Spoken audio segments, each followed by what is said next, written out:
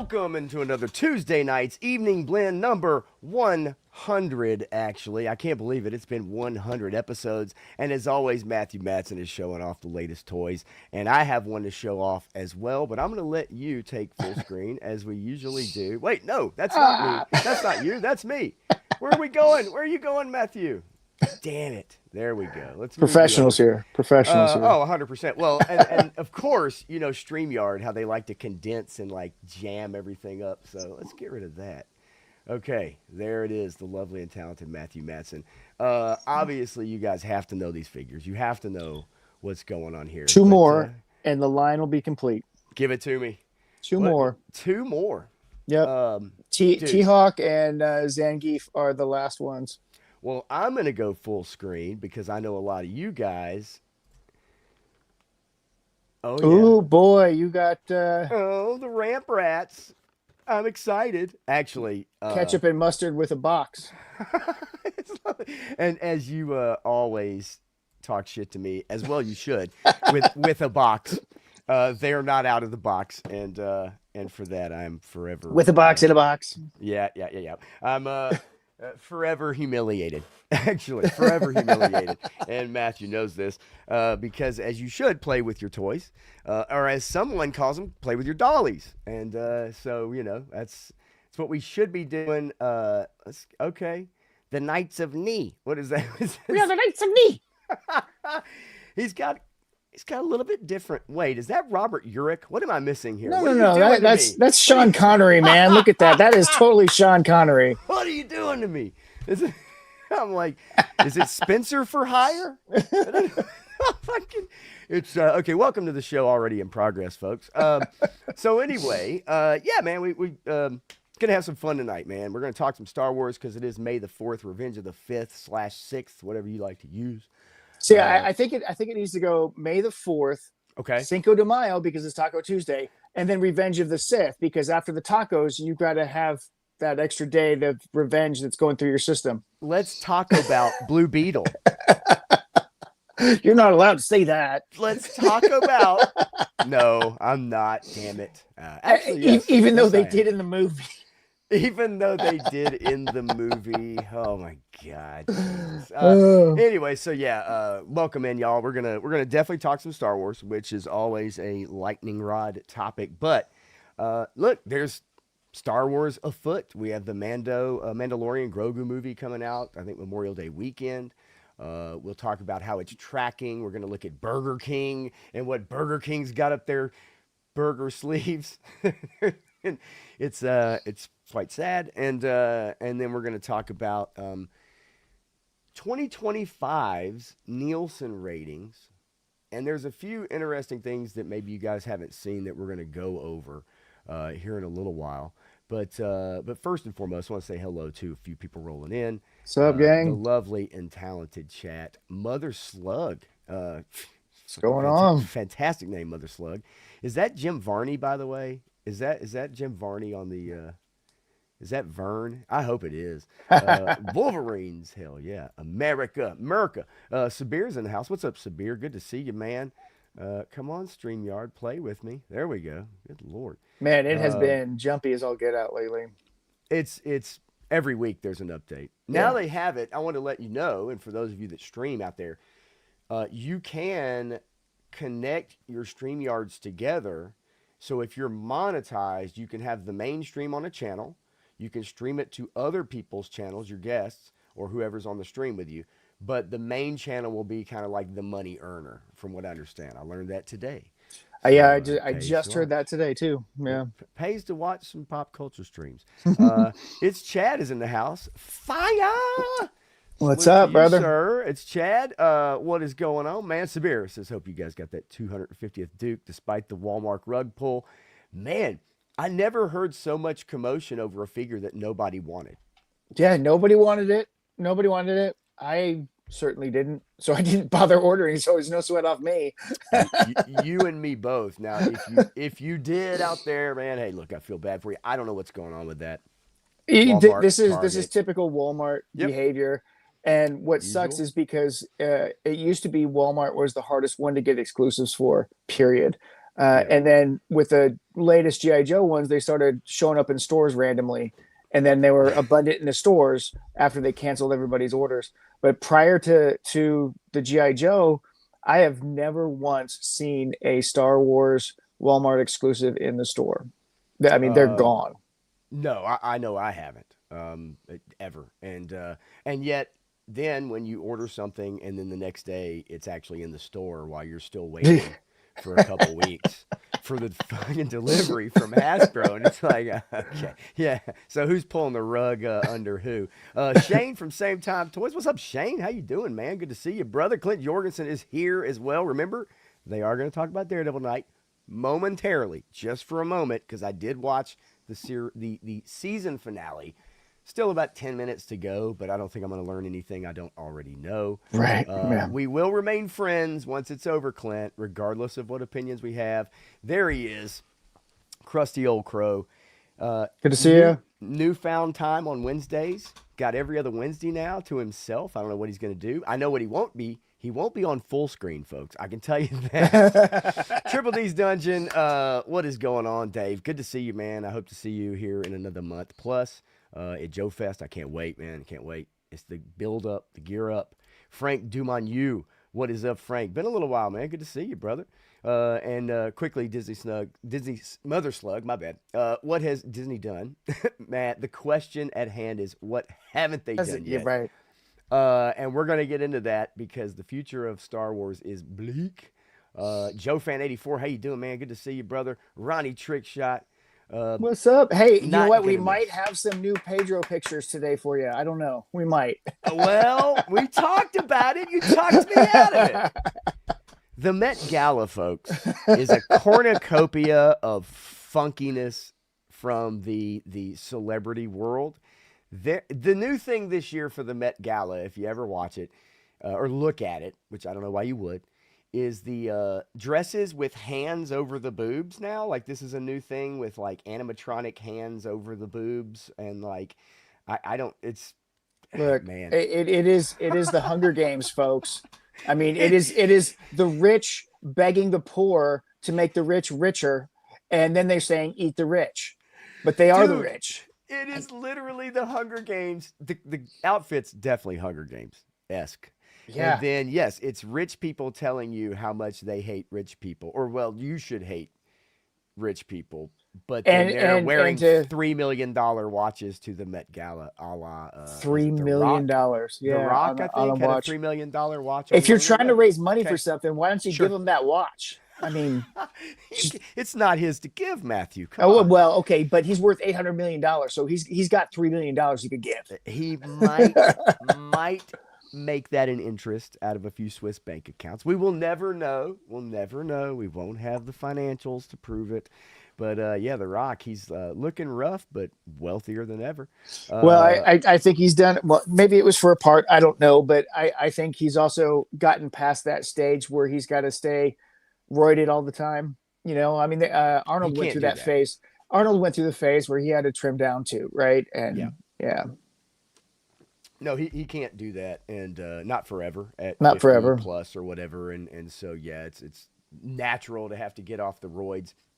Maybe bulk up for a movie role.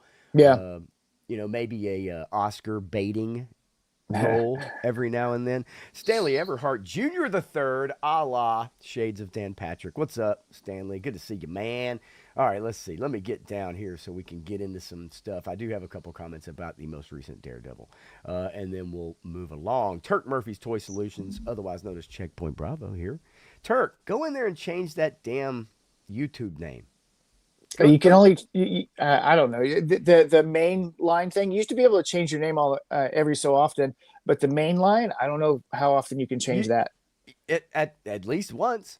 Hey, He look, may have already done that. I don't you're know. right. And Turk is a stand up dude, always here. So I would never give Turk any shit. That's for sure. Mother Slug, I'm fantastic. Love it. He filmed a lot of his stuff right here where I live, man. Right here in Tennessee. I had some friends that were in the Boy Scouts that were in Ernest Goes to Camp, actually, which was a pretty cool thing when you were a kid. It's like, I'm in a movie. Todd C, how you doing, man? Clint Jordan just learned yesterday. that was Turk, and now he's stuck with it. He can't change it. That's Yep. right. Okay, and then yeah, just a couple comments here and there about what's in the stores. Yeah, so all right. Hope not. I'm not missing anybody. Just want to make sure. Ba-da-ba-ba-ba-ba-ba. Yep. Yeah, I know It what you meant, brother. it is a freak show. That's for sure. Uh, okay. I Yeah, think we're caught up, my friend. yeah. And then Mother Slug says, "Curious, Mamu or Manu or Matthew or whichever name you prefer to go by, is that cowboy hat a Wilson's leather?" And I'll let you answer N- that question. No, this is a handmade Wyoming leather cowboy hat. I love it. I love it. And look, this was not necessarily planned, y'all. Like we both just wear hats on stream, and then decided to do a stream together, and that's just kind of what happened. So, but it was not like planned. Okay. I Uh, just, I my hair's all gelled up and everything else throughout the day, and ooh. I hate it at night to do that, so I Yeah, just put on the sure. hat. Well, because you still have a lot of hair, unlike this guy. Yeah, I mean, I've got a good head of hair. You're blessed, my friend. You are truly blessed. That's all I'm going to say about that. Okay, so let's jump into the box office. Okay, really quickly. Let's just roll through the box office, and then I'm going to have a couple little thoughts about Daredevil after watching pretty much most of the finale for season two. Okay, let's get it. Let's go to the numbers as we always do. Look, I'm not gonna lie. I was a fan of the Devil Wears Prada one, the original movie. I did enjoy that movie. It was funny. I'm not a big fan of the people in it. I did think it was pretty good, and it made a ton of money. And this movie is no doubt gonna make money. 4 days in release, you can't really check that daily change as 70%. But 82 million gross domestic, it's That's pretty pretty good. solid. Pretty Yep. damn good start. That's more than Mandalorian and Grogu is tracking, without a doubt. Yeah. And hey, Mother Slug, it's all good. If I give off any vibe other than creepy, which I guess Sugar Ray kind of was creepy in a sense. So I don't know how to take that. No, you're good. You You, know what's even funnier is back in the day with my goatee, and I had these sunglasses and the way I did my hair. I had one of my karate instructors say, "You look like a Sugar Ray." Matthew, how dare you use that accent? How dare you? What are you doing? Hey, I was just trying to be authentic. That's exactly the way he Actually, said it. and you were trained by the best. Let's not kid ourselves, okay? Like you were trained by the best. Um, so, Michael, look, we both saw the Michael Jackson movie. Whatever you feel, I had a conversation with a guy today at the bar. Look, and we're not going to get into it on this stream because we don't do that here. I know, what his politics are and stuff like that. That's fine. But I've known the guy for several years. Um, but he is a staunch believer in everything that the media will tell you about Michael Jackson, whether that's good, bad, or indifferent. And nothing I said could sway him at all. What I do want to say is the movie is, and I think you would agree with me, it's not a revolution. It's Nope. not going to tell you anything new that you probably don't already know if you've watched Behind the Music on VH1 20 years ago. Does that make Right. sense? Yeah. But it was fun. It is a walk down memory lane. And look, there are Michael Jackson fans all around the world.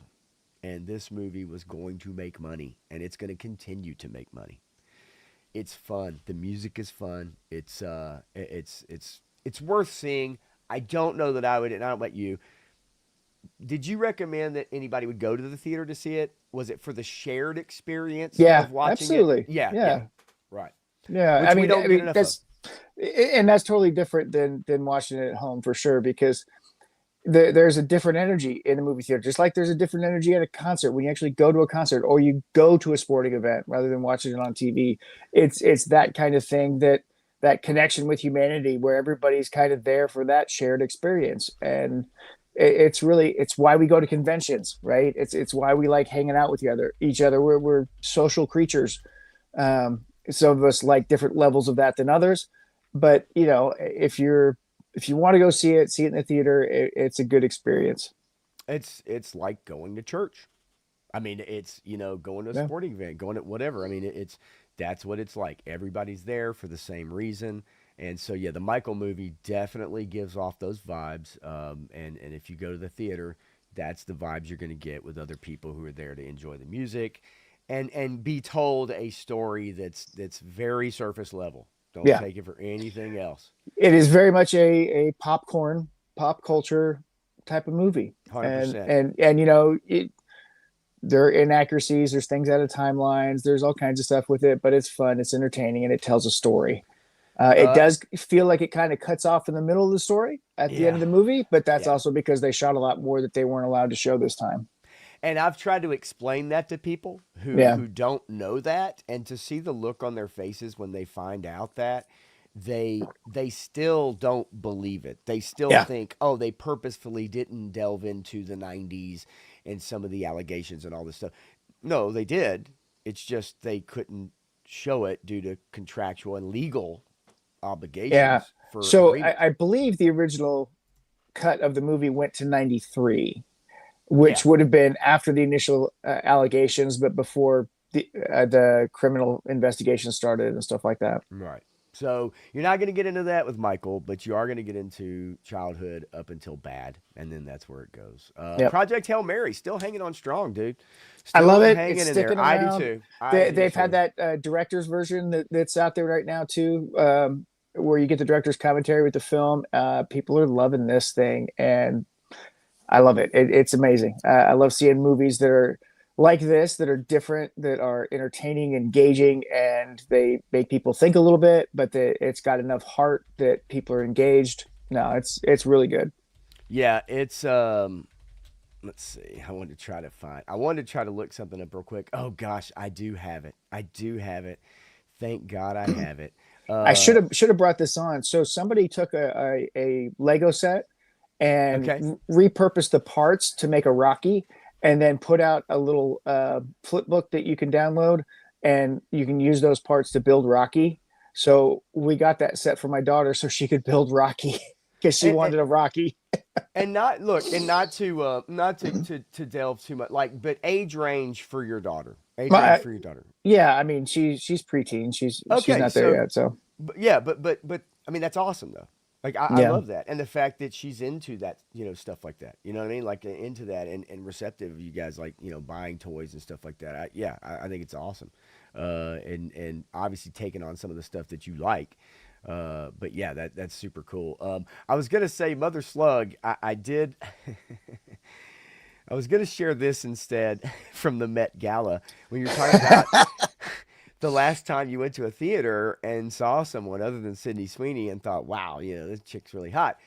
Uh, Rachel Zegler recreated the meme at the Met Gala.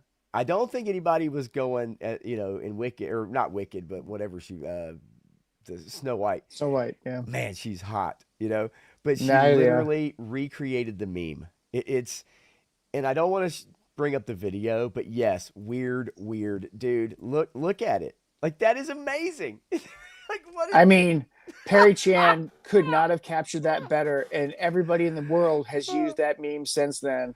And it was because Perry Chan caught the right frame on it. Can you imagine? Oh my god, can you imagine? Oh, okay, all right. I had to do it. I had to look it up at least really quickly.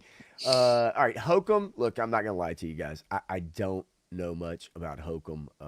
Yeah, I don't know. This movie, there's nothing really there for me, honestly. But Super Mario Galaxy, Starting to fade a little bit. fading, man. It's not as good as the first one, even though the first one didn't have a whole lot there. Not as good Yeah. as the first one. People are realizing that. But with kids, this is going to, obviously do very well. And it has. Animal Farm. Curious story.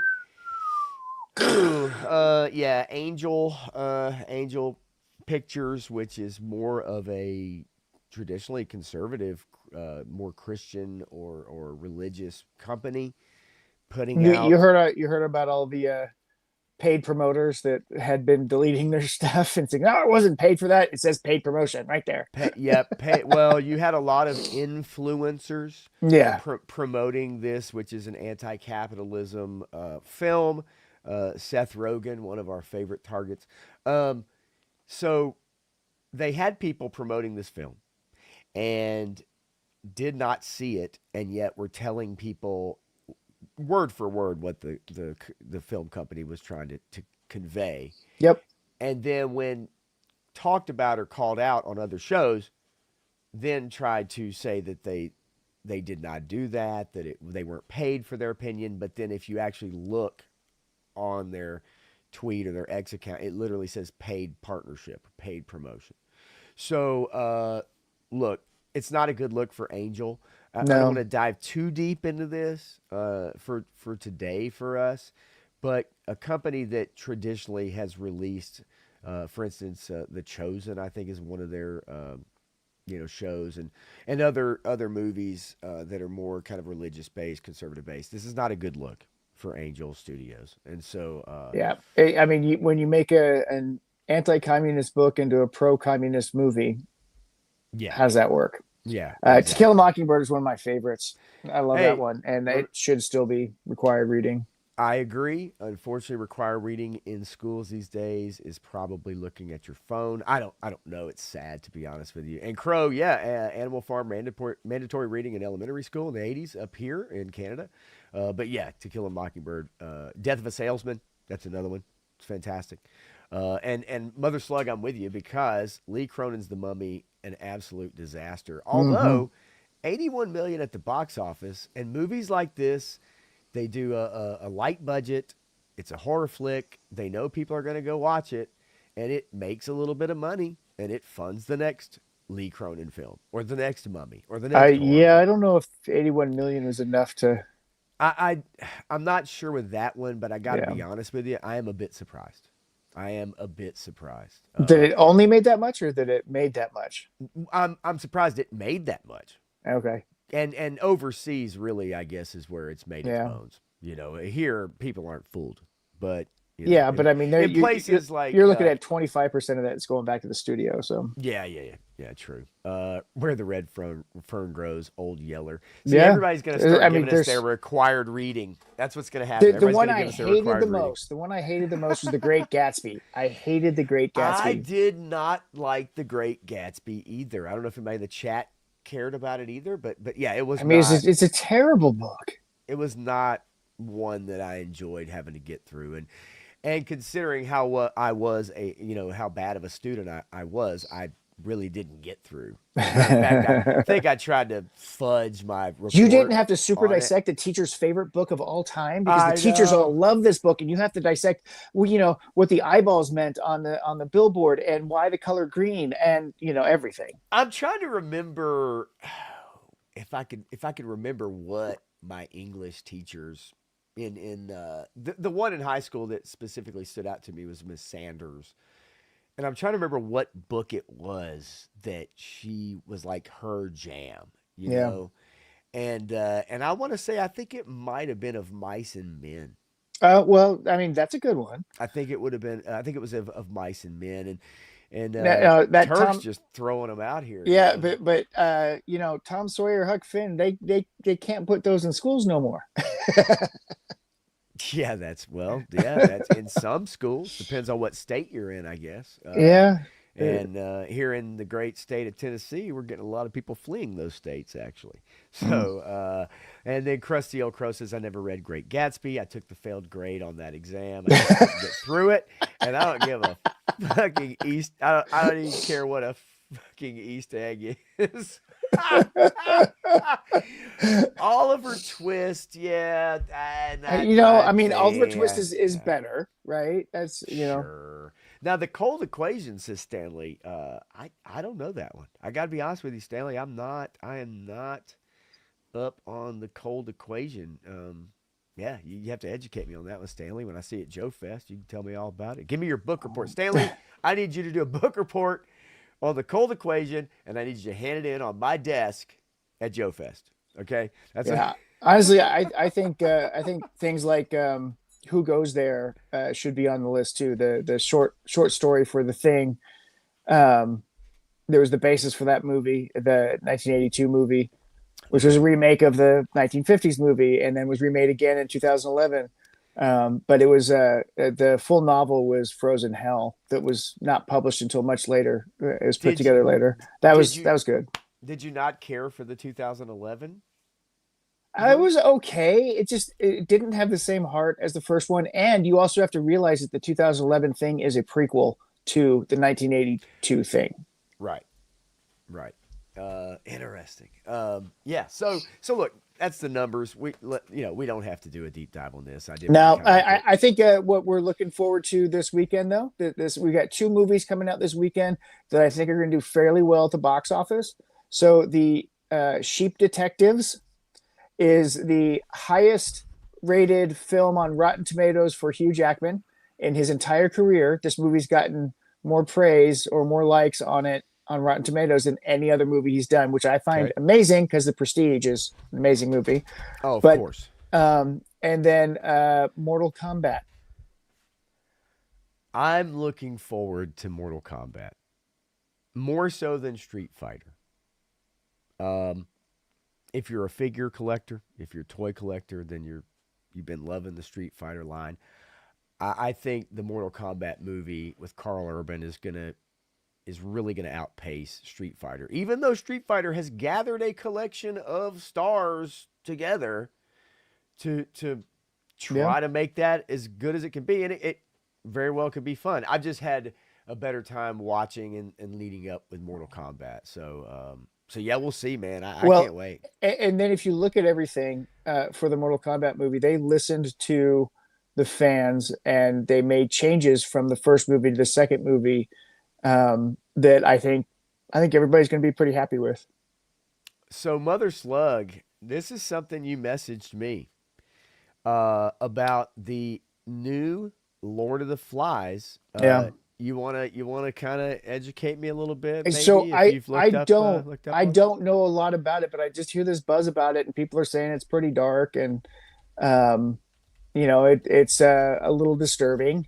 Um, but so was the book. I mean, the book was all about evil. I mean, Yeah, the book has that whole premise of humanity by base nature is evil, and then we have to guide it away from that with other methods. So if you throw a bunch of kids with not a lot of experience onto an island together, they're all going to commit evil on one another, there, and there, that's what yeah. happens in this miniseries. Apparently, There are two things I firmly believe in. As much as I hate it, I think humans will take the path of least resistance every time, given the yes, option, yep, and I think that they also will, if base instincts, yep. um, that somewhat leads to also what you were just talking about. And I hate that. I really do. But I think that the path of least resistance, which also leads to, it's almost like Star Wars, right?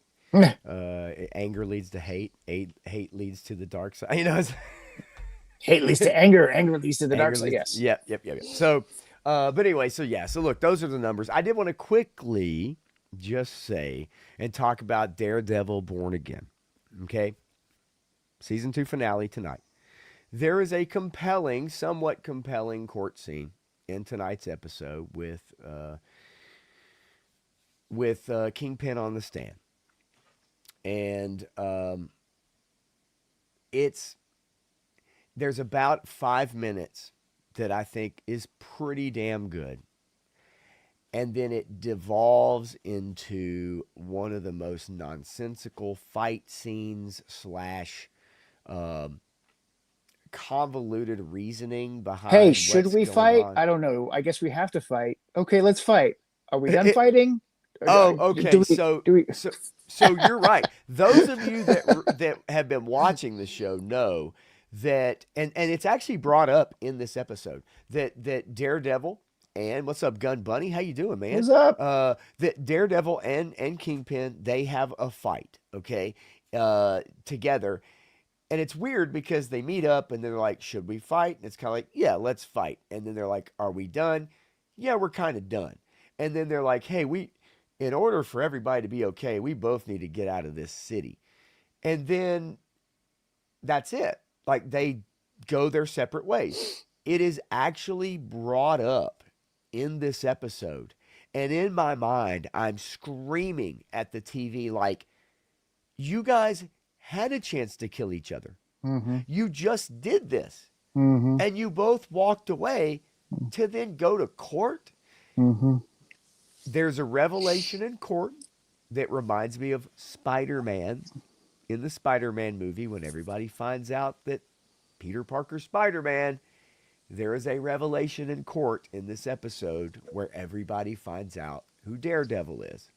And I just wonder what that's going to do for the continuity, because they're doing another season, Matthew. They're doing season 3. What is that going to do?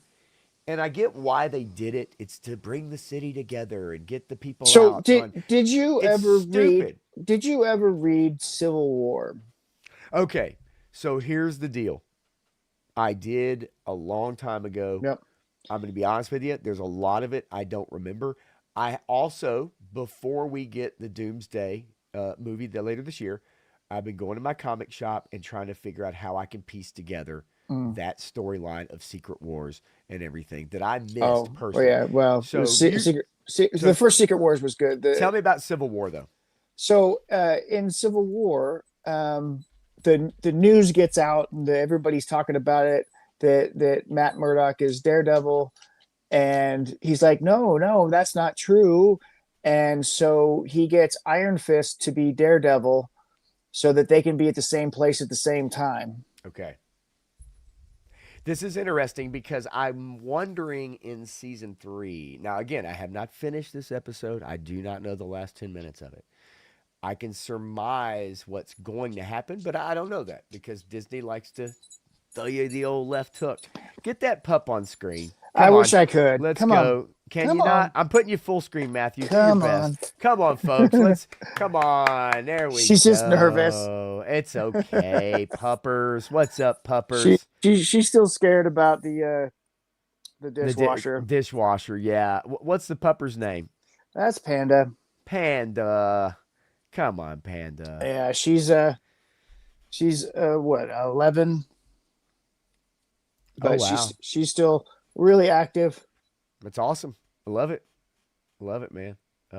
Well, as nervous as she is, she still seems to be coming around and trying to Well, get this a is little camera time. well, yeah, this is her comfort spot right now is by my feet, but I love it, man. Well, Matthew, if there's anybody I know that probably brings comfort to people, it's you, consider what you do for a living.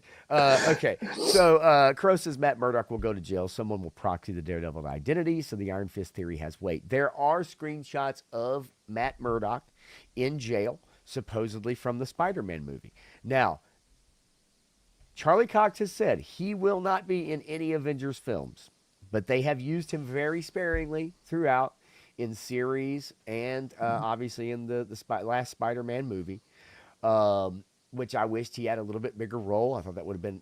I don't understand why they don't use this guy. Okay, but that goes to Disney's incompetence, and they so don't want to pay Jeff Loeb. I don't know. you know they don't want to pay anybody, but They're notorious for cutting out producers. absolutely notorious. People that deserve it. But I gotta say, man, like this most recent and this season finale of Daredevil, if it wraps up the way that I think it will, it has been they've had a blank check. I told you this before we came on stream. They gave the writing team after the disaster of season 1, they gave them a blank check and they said, "Hey, you guys go to work. Go to work. Let's salvage this thing. Let's make it, And it has been so not Well, only they knew uneven. before they released the season 1 how bad it was going to be, and that's why they brought them in to rewrite what they could for the Yes, first season, 100%. which they butchered that, and then It, I had hope at the beginning of it, but beginning of season 2, but no, it's still the same terrible writers. It's because of the fondness of the Netflix show. Okay, Yeah, but let's take away the Defenders. Let's take away like Jessica Jones or whatever else. Just strictly Daredevil. Those 3 seasons, yes, there was some stuff in there even that I was like, okay, this episode is not. But as a whole, it is fantastic. It's yeah, shot beautifully. It's gritty. It's the first grainy. 2 seasons were about perfect. The third season had problems, I agree. but overall, those 3 seasons were really good, and that was your Born Again story with season 3. So Yeah, this is really it's a damn shame, and it makes me feel about when Disney gets their fingerprints on it. When Netflix had the ability, the autonomy to do what they do, they made some good shit, and Daredevil especially. Um, what they've done now that Disney has been involved and it's on D plus, what they've done is just absolutely tear this show up over 2 seasons. And the dialogue. There is a scene in this last episode where Daredevil's getting patched up. Okay, Matt Murdock's getting Oh patched God. up by Jessica Jones, and he's talking about his knee. Okay, he's got a Yeah. gunshot wound to the leg. He's talking about how much it hurts, and she tells him, "Well, Matt, you haven't had childbirth." Yeah. And as soon as she says it, and it's in the beginning of the episode, as soon as she says it, I'm like, oh, I know there's a writer in Mm-hmm. Hollywood right now when they premiered this episode tonight and was watching it with their friends, was so thrilled they got their childbirth line into this show. Absolutely thrilled. I know you got a bullet wound, but you haven't been through childbirth, Matt. And look, ladies, all zero of you out there, I'm obviously not gonna pretend, okay? But come on. Like it was so condescending and it was Yep. so over the top. It was so stupid. And Krusty Old Crow hits it right on the head. Bam. Booyah! Yeah, And then shut the had to hell up, do the walk Jessica. of shame. Yeah, carrying his shoes and shit. He's fucking barefoot, I think, in that scene. But yeah, it was like, oh, Matt, you haven't been in childbirth. And there's a couple other lines in this episode like that. There's a the cop that got burned up in the apartment, the black dude that got burned up. Oh, he gets his moment. You Of better bet your course. bottom dollar he gets his moment. And it is terrible. Mm.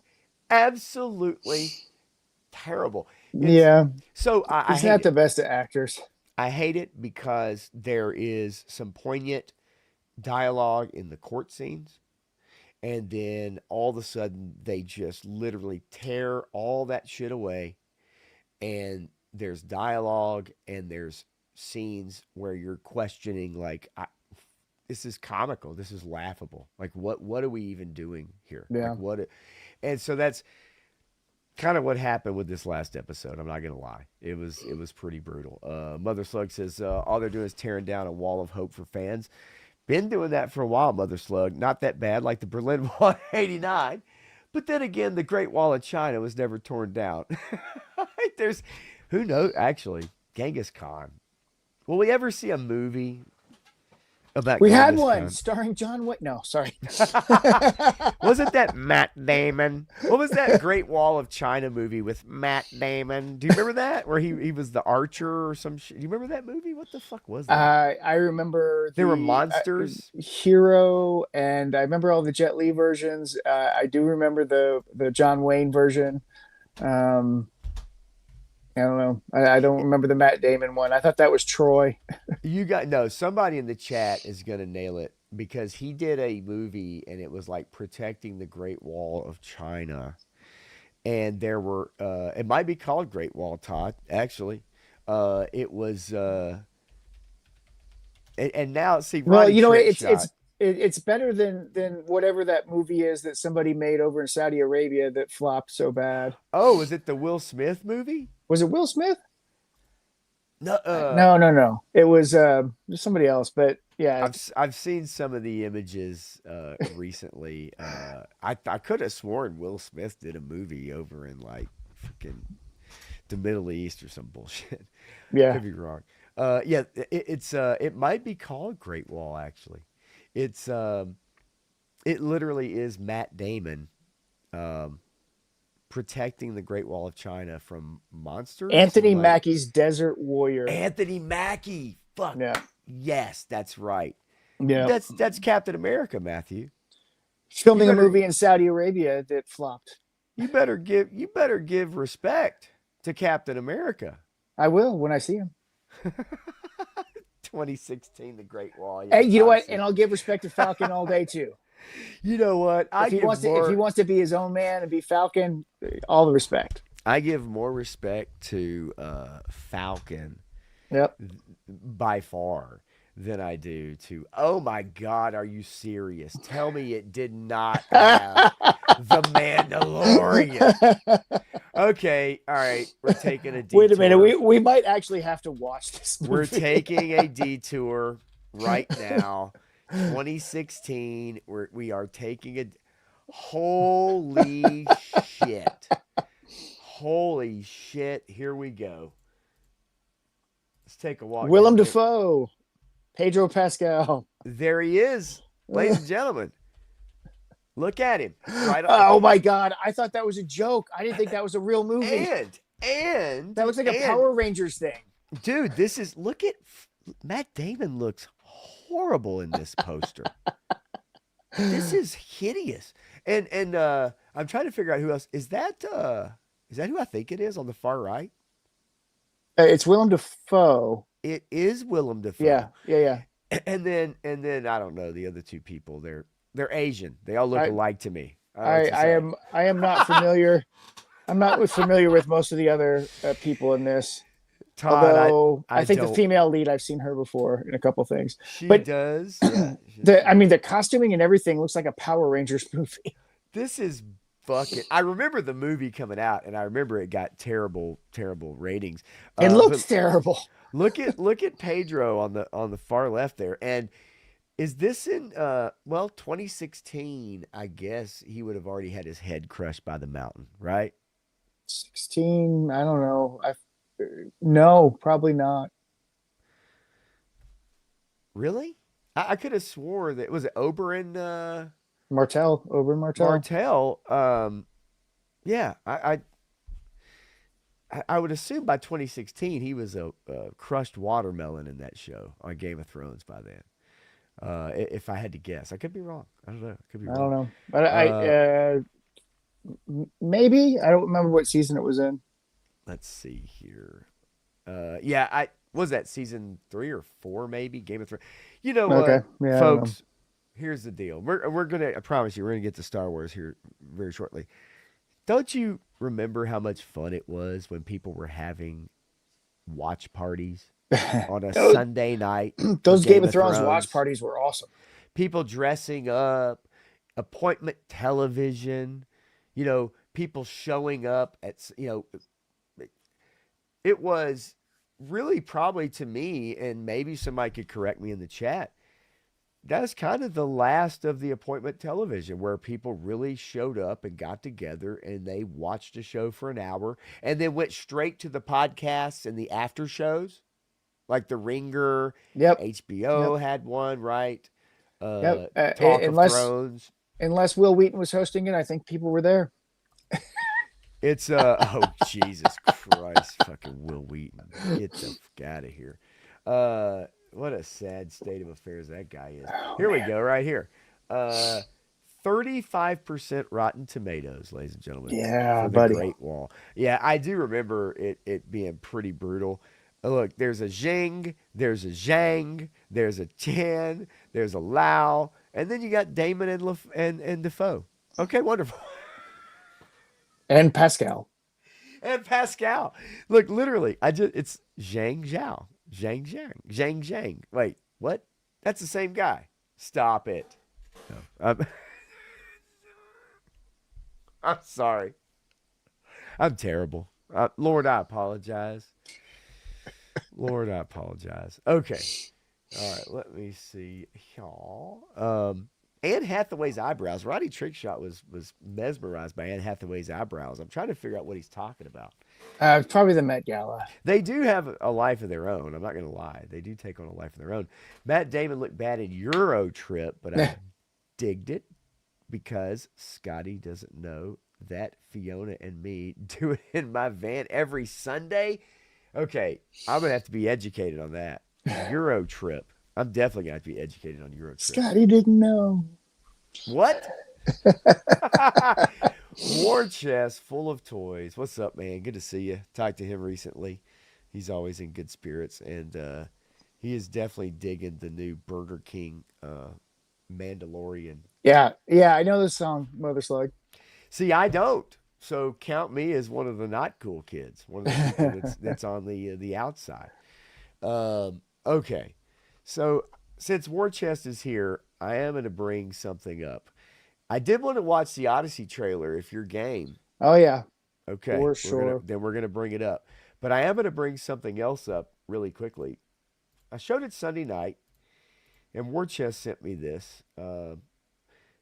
This was an RV, okay, or Winnebago, and somebody dressed it up as the Razor Crest. Yeah, Now, this is a pretty good job. I'm not gonna lie. It's a pretty damn good job. I saw somebody posted that. I thought it was weird. It's on a trailer, I think. It's not driving down the road, as you can see, like the hitch up front and Okay, everything in the trailer. yeah, So it's not driving, and that's kind of what I was curious about. Since it's being pulled, I'm like, is this street legal? I don't know. I mean, if the Oscar Mayer Wienermobile is street legal, I assume the Razor Crest is street legal, right? yeah.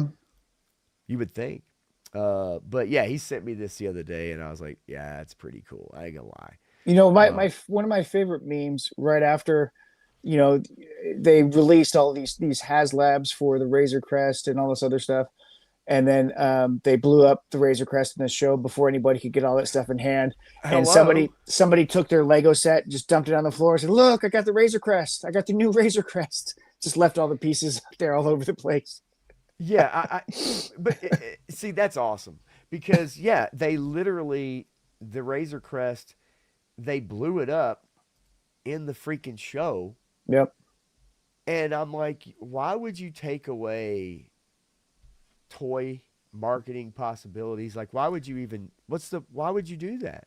Yeah, I mean, it had huge potential for being one of the classic starships that people like to mess around with or to say, hey, look, this is awesome. This goes next to my Serenity, my Millennium Falcon, my whatever, I have Rosinante. I have a question. Um, how would someone who's a bounty hunter who needs storage and like he had like chambers in it that he could carbon freeze people, right? And put them on ice. Uh, transfer from having that to a Naboo starfighter. Yep. That What doesn't. universe does that make any sense actually? I don't know if you remember watching the Mandalorian show, but I every do. every time someone tried to pay him, he refused to take payment for Oh, that's anything. right. Yeah, so he was He was getting always by. giving money back, and I'm like, what are you doing? You need to survive. He was getting by on the good graces and why accept payment when you can just do it for free, right? I mean, Well, that's what we it's about learned. honor, integrity, whatever the fuck he said.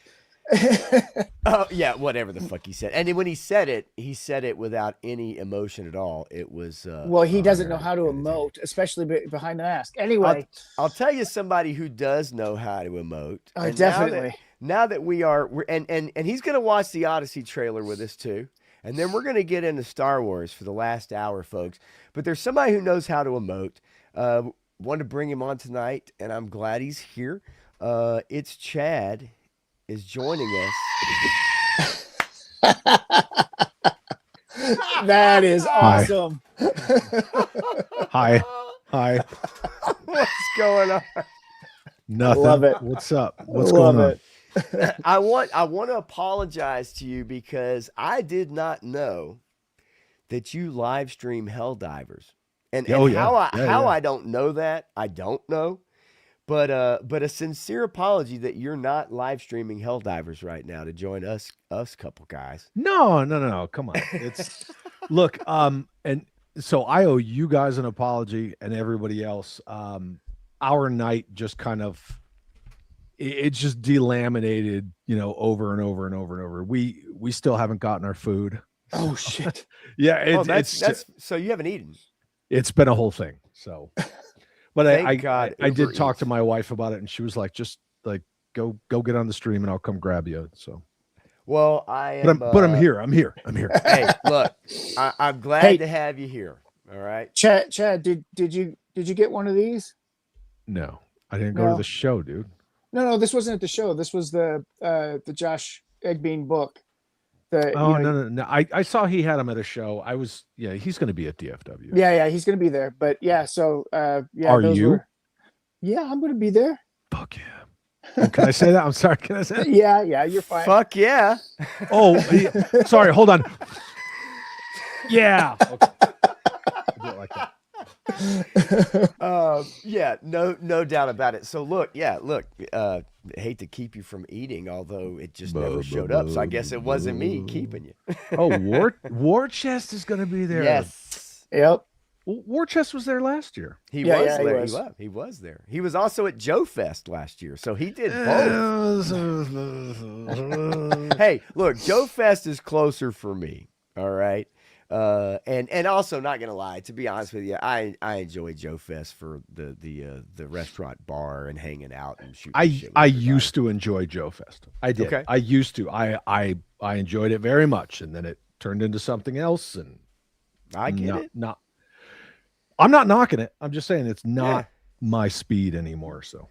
Well, and that's okay. That's why you have DFW there for you. DFW's got to be go an by awesome there. show. I always What I hear. enjoyed it, but this year is going to be probably its biggest year. Yeah. Todd, he probably will lose his appetite after and God forbid he goes to see the movie, he may never eat for a year. I don't know. I will not. I will not. No. I'll tell you what. I'll tell you what he probably won't be eating. Let me bring this up because this will be kind of fun to take a look at. Joe Fest is furry friendly, and there you go. Damn. Okay. Clint said I was out classified hunting. Shh, don't tell anybody. Don't you dare. Don't you dare. I got enough. So let me ask you, Chad, are you a Burger King fan? Are you a Burger King guy? My mother-in-law sent me a picture of herself wearing the Mando crown, and I was like, Stop it. no, ma'am. Stop No, it. ma'am. Well, she was Burger like, King. you need to go to Burger King. Nope. Burger King is jumping into the Mando business here, doing the little movie tie-in, and as you can see, they've got some good stuff there. We've got the barbecue bounty Whopper with the creamy bounty sauce, folks. Creamy bounty sauce. Okay. Grogu's blue cookie shake. You've got Grogu's garlic chicken fries, the Imperial Cheddar Ranch Tots, and 4 collectible cups. 4 collectible cups. But the problem is, and we were talking about this earlier, Matthew. Remember when they used to do glasses? Man, those I still have mine. I still have my Return of the Jedi, Empire Strikes Back glasses from those sets. Those were amazing, and I hate Burger King, but I'd get those glasses. Now they have just plastic cups. Yeah. And it is a bummer because when they used to do the glasses, the painted glasses, and you'd go to Popeyes or wherever, and they would have the let's see, let me get that. There we go. I would eat a frog nugget. Actually, I ain't gonna lie to you. I probably would eat a frog nugget too. But they used to do the painted glasses, and it would be like 4 of them, and you'd have to go 1 week and collect the first glass, and the next week you'd try to go and get the second, so on and so forth. And Yep. now it's just plastic fucking cups. And creamy bounty sauce, by the way. I don't know. I don't even know what to say about that. Hey, not Really? not to dox my mother-in-law, right? Because I mean, who does that? Right? Nobody doxes anybody, No, right? don't But say it ready? ain't so. It's just real quick. 3, 2, 1. There it is. Yeah.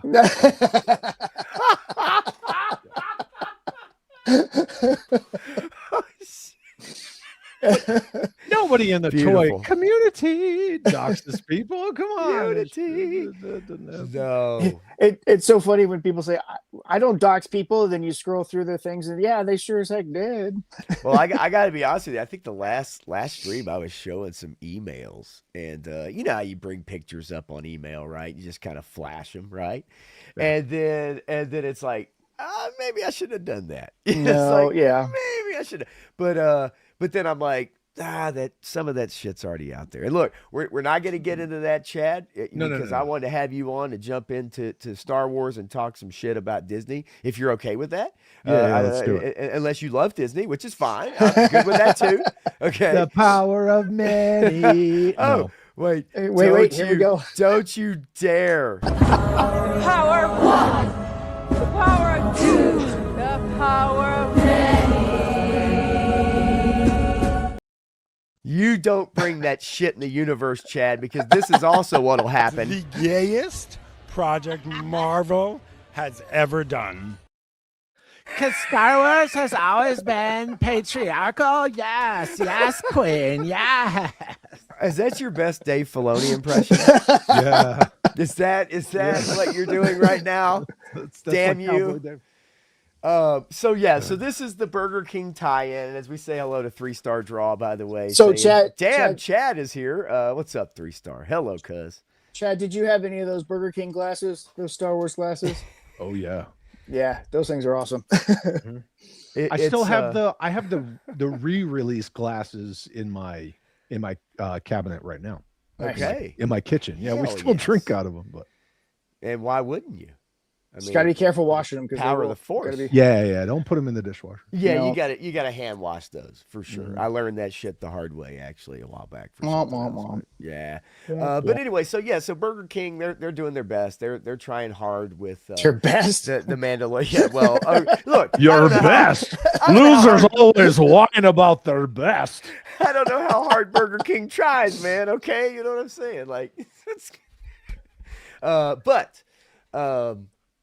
Shall we take a look at the Odyssey trailer and then do a deep dive into the Mando, Grogu, who's watching Disney Plus and what they're watching for Star Wars, and a couple other things. You want to take a look at the Odyssey trailer? You game for that, Chad?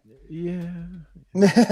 Well, it has one of our. I'm on your guys' dime for as long as you got me. So let's do it. I saw some posts today about it, and people are saying, "Who do they have playing Helen of Troy?" It's like, yeah, that's who they. Oh, Kirk Bazigian, right? Kirk Bazigian, because that dude is based, and he was like, and immediately I was like, no nation is going to sail all their ships for that woman. I'm sorry. There is a line also in this trailer. Let me get it ready, which I think is like modern day speak, and it's really fucking stupid. This is kind of long, so like if we need to kind of zip. Yeah, let's kind of run through it fast. All right, so let me bring it up really quickly. See if we can get into it, and maybe have that one main line that comes up. But you guys will hear it. You'll know it when you hear it. All right. I was looking forward to this till I saw the cast. Tell me what you remember. Yeah, Robert Pattinson's just trash. A wife? A son. And then what? We won the war.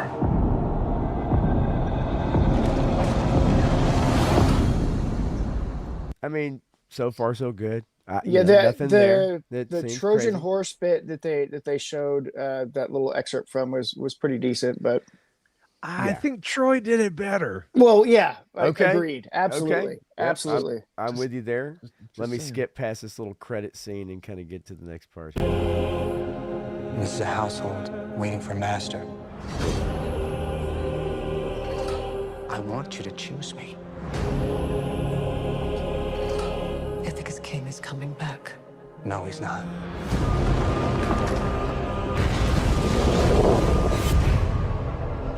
What would he do if he came back here and find all these suitors in his house?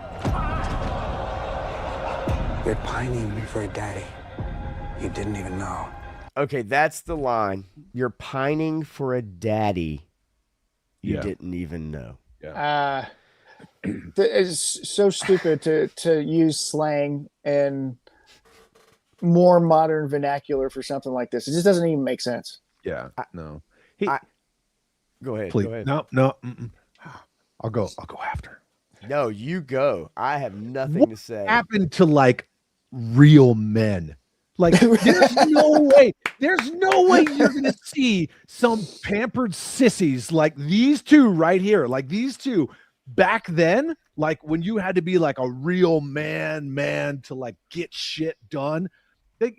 Everything nowadays, they're all like, People had 6 kids because they knew 4 of them weren't going to survive. Exactly. Right? And the only ones that made it, they were of the strongest stock, right? Yeah, exactly. And these guys look like, I have a gluten allergy and I have to drink fucking soy milk, otherwise my tummy's gonna be upset.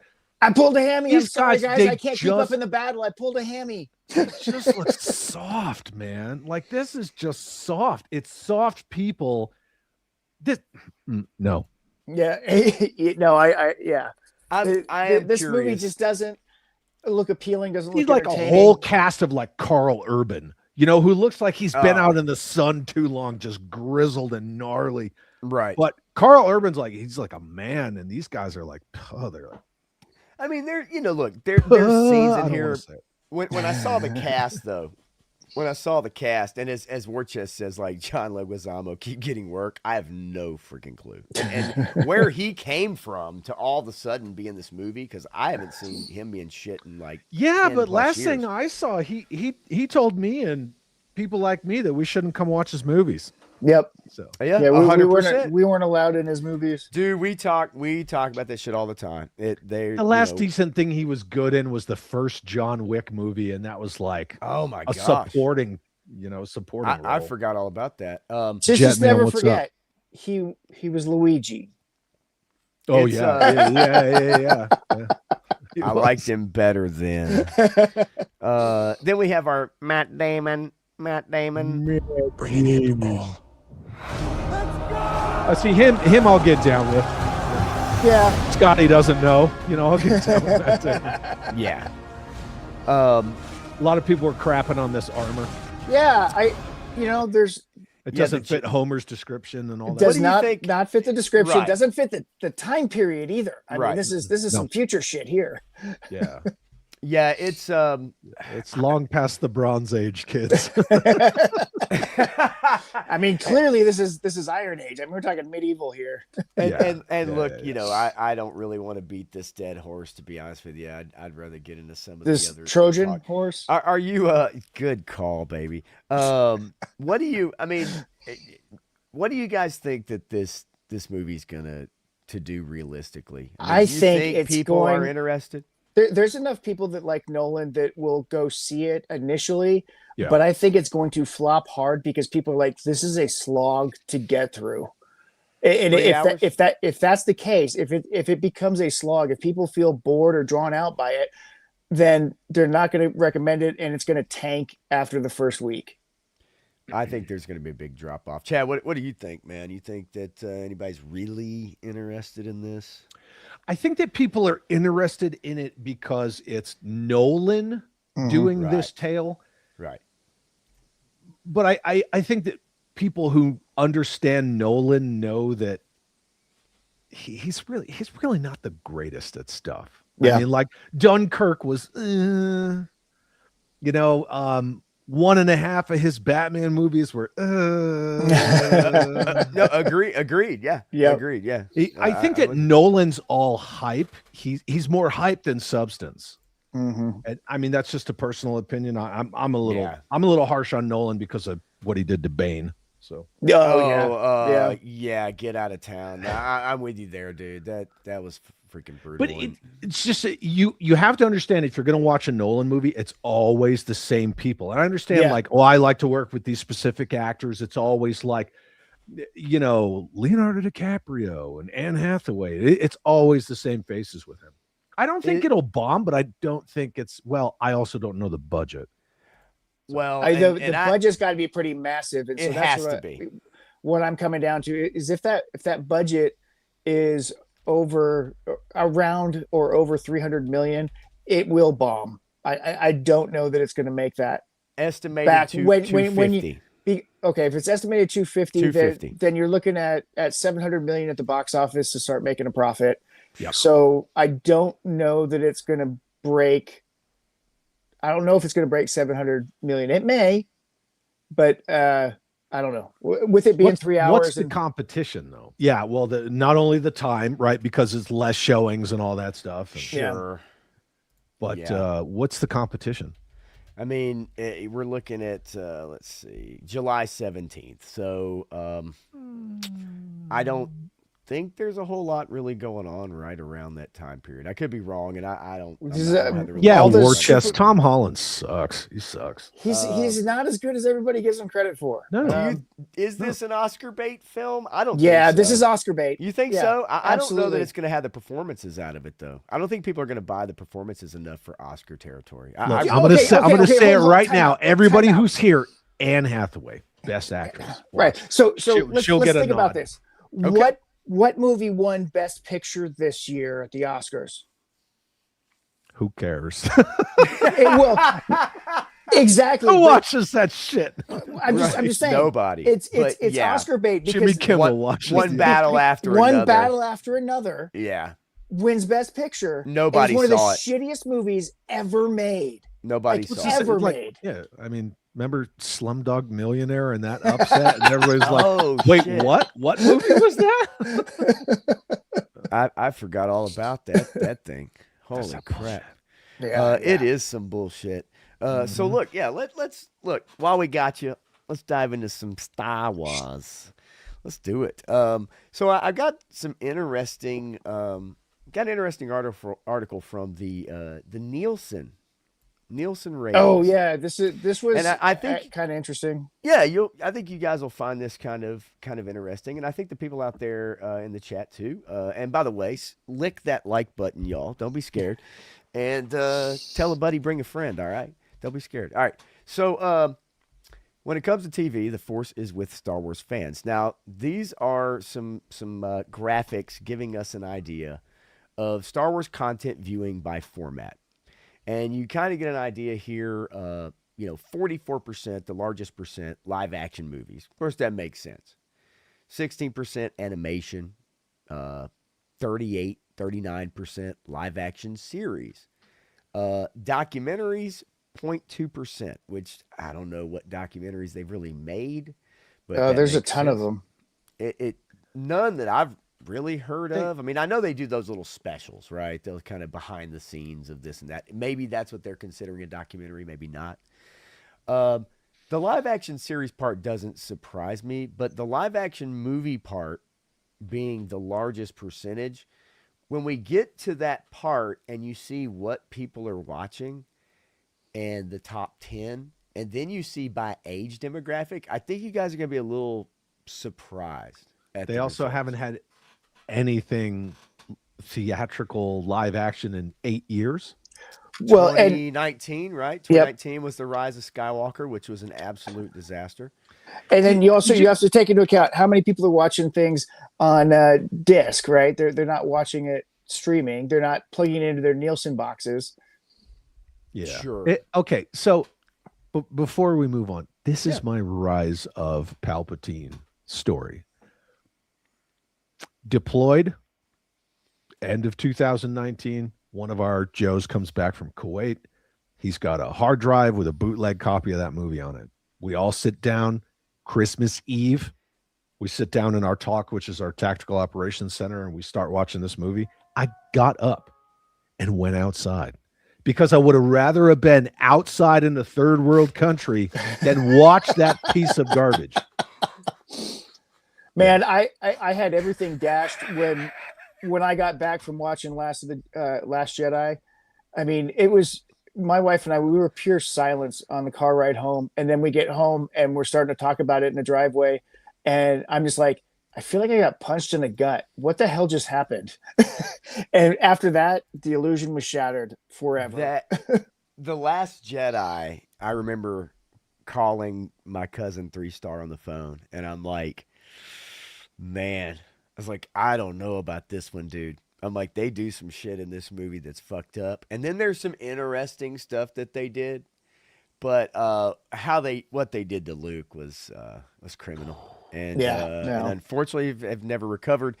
And obviously Rise of Skywalker, which made half of what The Force Awakens made, right? Yeah. They literally lost. The whole trilogy was diminishing returns. Oh my God. Yeah. So this is the thing that I found curious. The top 10 most streamed Star Wars titles. Now, this is as of May 4th, 2025, because all this data comes in. And if you'll notice that the Clone Wars sits at number 10. Now, Tales of the Underworld, that was an animated, featurette they did, 6 episodes. Rogue One, number 8. Hi, ma'am. How you doing? Hello there. Hang on. Let's do that. What's up? Hello. Getting some chow. How you doing? Is the food there? Is the food there yet? Yeah. Yeah. Sweet Jesus. A long time to apparently pick it up and bring it, which whatever happens. Holy moly. Well, I work in the restaurant industry, and I know that shit happens, but shit like that. Oh, there we go. There we go. Yeah. All right. Hang on. There we go. Yay. So hey, that's how it is around here. I'm sorry. It's all good. You let us know whatever we need to do. If you need to go eat, again, you go eat, man. We will here in a second. Yeah, you're golden. We'll try to roll through this and pull that thing up again just so she can see it. I'm gonna. The reason why I wanted to bring it up is because it is a bit surprising, and so Return of the Jedi, number 7 most streamed, which I thought would have been higher. I know. I'm telling you, if it says most stream, it's because people are watching their original cut versions that they have pirated on their DVDs. Attack of the Clones streamed more than Return of the Jedi. And Attack of the Clones, I'm sorry, man. Sure, but fucking movie's I did like Andor, though. Oh, no. Yeah, Andor was good. Andor's good. But I think a lot of this boils down to the generations, right? Like Matt said, like who's watching it on DVD or God forbid VHS, right? Like who's watching it on that versus who's like, oh, I'm going to sit down with my, my smart TV and blah, blah, blah, Disney. Like we don't even have Disney Plus, and I watch the Star Wars, the original 6 films all the time. Right. And Rogue One. So what's curious for me, look, Revenge of the Sith, I see where it fits. Empire that Strikes Back being below Phantom Menace is a surprise to me. Yeah. Andor is the outlier here, just for the simple fact that in May of 2025, it was pretty new. I think people were really digging into that, and so I can understand why maybe Andor is at the top of this list. Now, I really enjoyed it. Chad, did you see Andor? Did you like Andor? Yeah, I watched loved it. Yeah. Do you see what's not on this list anywhere? What's not on this list, guys? Chat, what's not on this list? What is not on this list, chat? The power of many. What? The Mandalorian's not on it either. No, it's not. There's a lot of Kathleen Kennedy era stuff that's not on here. Yeah. Now, so you just mentioned about streamed by generation. So quarter 1, 2026 Nielsen numbers. I do want to see. So Gen Alpha, okay, ages 2 to 13. What do you think Gen Alpha is streaming on Disney Plus of Star Wars? What do you think Gen Alpha? I was going to say Star Wars, they're streaming Bluey, but 2 to 13, ages 2 to 13. Chad, what do you think that ages 2 to 13 are streaming on Disney Plus for Star Wars? Any guess? Wars? I don't. So The Mandalorian. Okay, so ages 2 to 13, quarter 1, 2026. And I'm not showing the graphic on purpose because I just want to see if you guys have some guesses, and then I'll show the graphic. So Gen Alpha, ages 2 to 13, streaming The Mandalorian, quarter 1, 2026. Gen Z, ages 14 to 29. What do you think Gen Z is watching of Star Wars on Disney Plus? I'm not answering that because I'll get it wrong. Andor, I don't know. The Clone Wars. Okay. Okay, Hey, the I Clone said Wars. Clone Wars. And I'm with you. I do enjoy Cooter's Garage. How you doing? Good to see you, man. Okay, so what do you think millennials ages 30 to 45? 30 to 45. What Prequels. are they streaming on? Prequels. Disney? Yep. Andor. Yeah, there you go. Gen X. That's where we would fit into, ages 46 to 61. Okay. What are they watching on Disney Plus? I would say original trilogy, but I'm probably wrong on that one. Sounds about right? Yeah. Chad, what do you think? OT, maybe? Rogue One. Yeah. And Andor. Yeah, there you go. With Nice. the Andor again. Come on with these trick and questions. lastly, what do you think? What do you think baby boomers, 62 to 80? What are baby boomers watching on Star I'm not Wars answering Disney that Plus? How about the Mandalorian?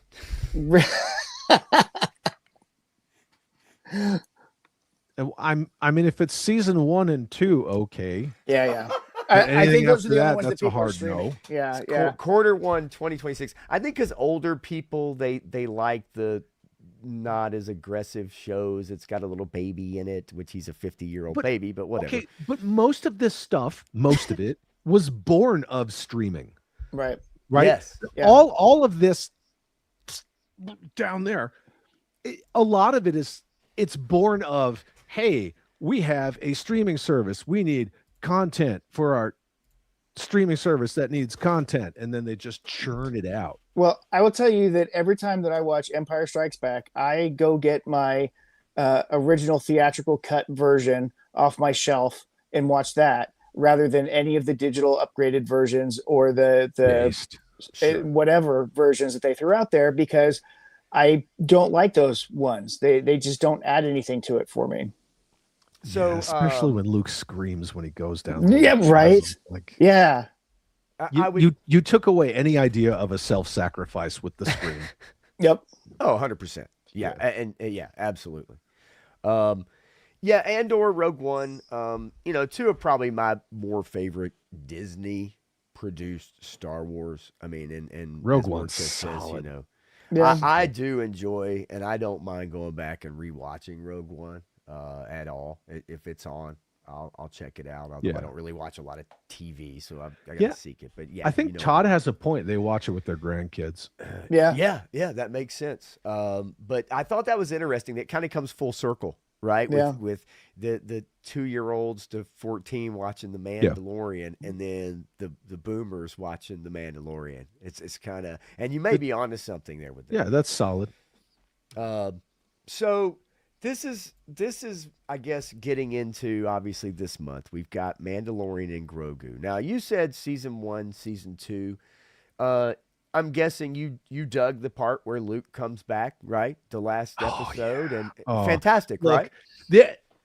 I know that a lot of us, in any kind of fandom, we all have our ups and downs when it comes to like member berries and key jingling and nostalgia baiting, but that was done so freaking good. When one X-wing, one X-wing, we're saved, and you see the 5 on the wings when it comes in. I'm like, oh man, that's Red 5. Yep.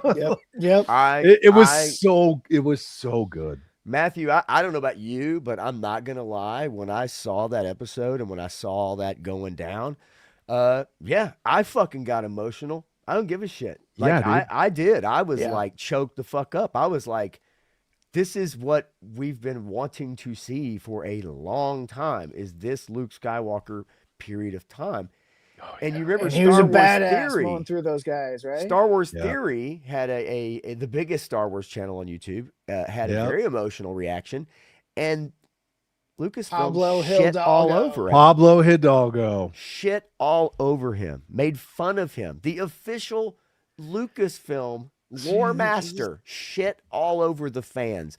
But what does that tell you? Well, it tells you everything. Yeah, it coincides with you both know, right? I'm not going to get us off track, but I talk all the time about these people that they just come into these fandoms like they're like an infection, and they're like, oh no, this is way too patriarchal. We got to change this. No, this character's problematic. We got to change that.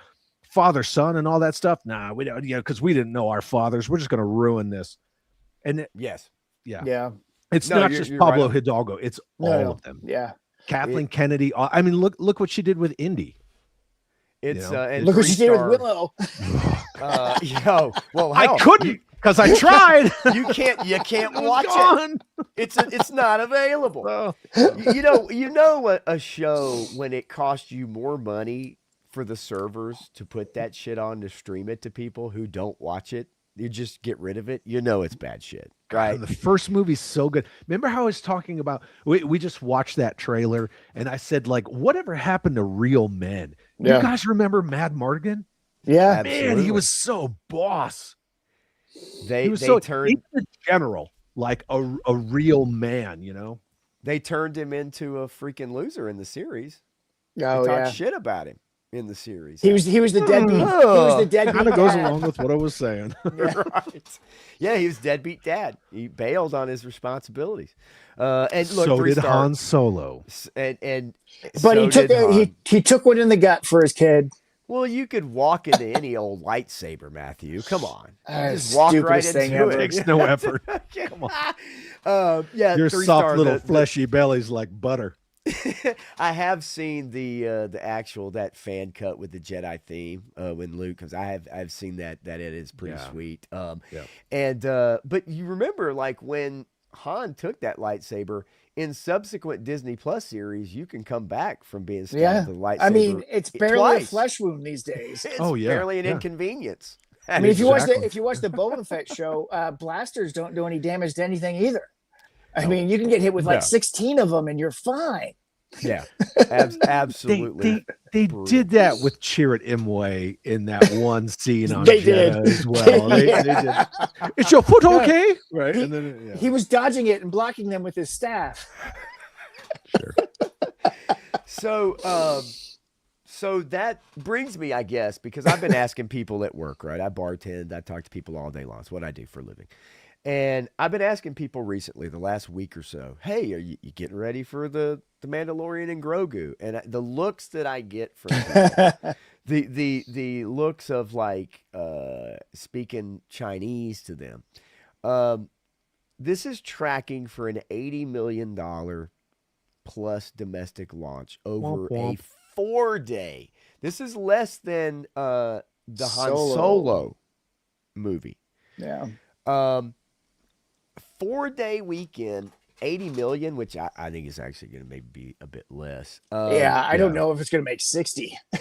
Number one, Chad, I mean, Matthew too. I obviously want you to know if you've been asking people, Chad, have you talked to anybody about this movie? Have you asked anybody? Have you seen any, even the marketing is not been good. Is there any excitement over the Mandalorian and Grogu movie that's coming out in a few days? Just like my friends and whatnot, like, do you even give a crap about this movie? No. When's it come out again? Yeah, exactly. Yeah, exactly. No, I don't think anybody. No. Season 3 did irreparable damage to the Mandalorian brand. Yeah. And then obviously the whole goodwill associated with the intellectual property of Star Wars. It's just like the MCU. Like, honestly, who cares anymore? Right. They poison the well over and over and over and over, and people are just like, whatever. Yeah. You eventually run off the fans, especially when you blame them, like what we just talked about a couple minutes ago, or talk shit about them. Yep. Then people eventually are going to leave. And when the actors themselves disassociate themselves from 50% of your possible audience on top of that, right? Yeah. You're going to run into problems. Matthew, have you talked to anybody that's even mentioned this at all? I brought it up to a couple people that I might have a cursory interest in it, and everybody's like, no, I don't care. I mean, Star Wars is not on anyone's mind these days. It's been killed to death. First theatrical release since 2019, and it's not even really a Star Wars film. It is a continuation of a D+ series. It fell off the rails. Yeah, it's a restructured season 4. And real quick, you were talking about blaming the fans and running off the fans. Does anybody remember that whole thing with the Obi-Wan show and Moses Yes. Ingram. Oh. And immediately they go to that whole straw man smoke screen. Like, it's not that our show sucks. It's not that the writing's horrible. It's that everyone's a racist. Yep. And they don't like Moses Ingram. And so Ewan McGregor went and did that thing. And it was like, shut up. Yeah. Always blaming fans. That is the go-to. You got fans blaming other fans. You got parts of fandoms attacking other parts of fandoms. And it all comes from somebody higher up. Like, they're showing these people, no, this is how you need to treat them. Right. You know, and fandom never used to be like that, but it is now. Well, I mean, if you go back to the day in the Phantom Menace release, and oh gosh, what's his name? Jar Jar Binks. Ahmed Best. Ahmed Best, yes. Just follow me now, okay? Yeah. Ahmed Best got so much hate. Good. But he knew that the hate wasn't from the fans. He knew that the hate was from the media. The media Same thing with Jake Lloyd. Same thing with Jake Lloyd. Yes. And nowadays, Lucasfilm themselves try to spin it that like, oh, the fans were so cruel to Jake Lloyd on the internet. Oh, okay, so hold on. You're talking 1999, and that was the media. It wasn't the fans. Yeah. Yeah. Yeah, nowadays the studios all have their bots so they can sneak into people's DMs to put in these messages. See that, and that's the really disingenuous part about it that kills me, because you can tell when this bullshit is fake when you have these fake accounts running this cover for these sons of bitches. It Well, they also all say the same thing. Same it's a return to form. It's a return to form. Hey, did you see it's a return to form? I love the here's what we want you to say, or this is what we need the bot accounts to say, right? Mm-hmm. And all the paid shills and everything is the return. It's a triumph. It's a triumph. Yeah, it's a return to form and a triumph. It's like I thought every that the film freaking Joe shills, the classified shills. I thought that the classified shills were bad, and then I started learning about the Star Wars shills. I was like, if you go back to the toy history stuff, Hot Wheels and Star Wars guys are the worst. There he is. Yeah, no. MCU ones are pretty shitty. It's Hal Jordan, the real Hal Jordan, ladies and gentlemen. Chad's on live on a Tuesday. What the HE double hockey sticks is going on here? What's up, Hal? He's coming over to slum with us fellas over here in the pop culture world, baby. He's one of my mods. He saw the post. Don't let him fool you. So yeah, no. I mean, everything we're. I mean, the Moses Ingram, the Ewan McGregor hostage car video, right? About you're no Star Wars fan of mine, whatever that bullshit, man. And everybody is like, what? No one even brought that up. Like, no one's bringing up race. No one's bringing up any of that shit. They're bringing up how bad the show is. And the fact that nobody bought her lightsaber HasLab. And it was the same thing with Finn. Like, nobody cared that he was a black stormtrooper. I think some people were confused because he didn't look like Tamora Morrison, and they're like, wait a second, how does this fit in?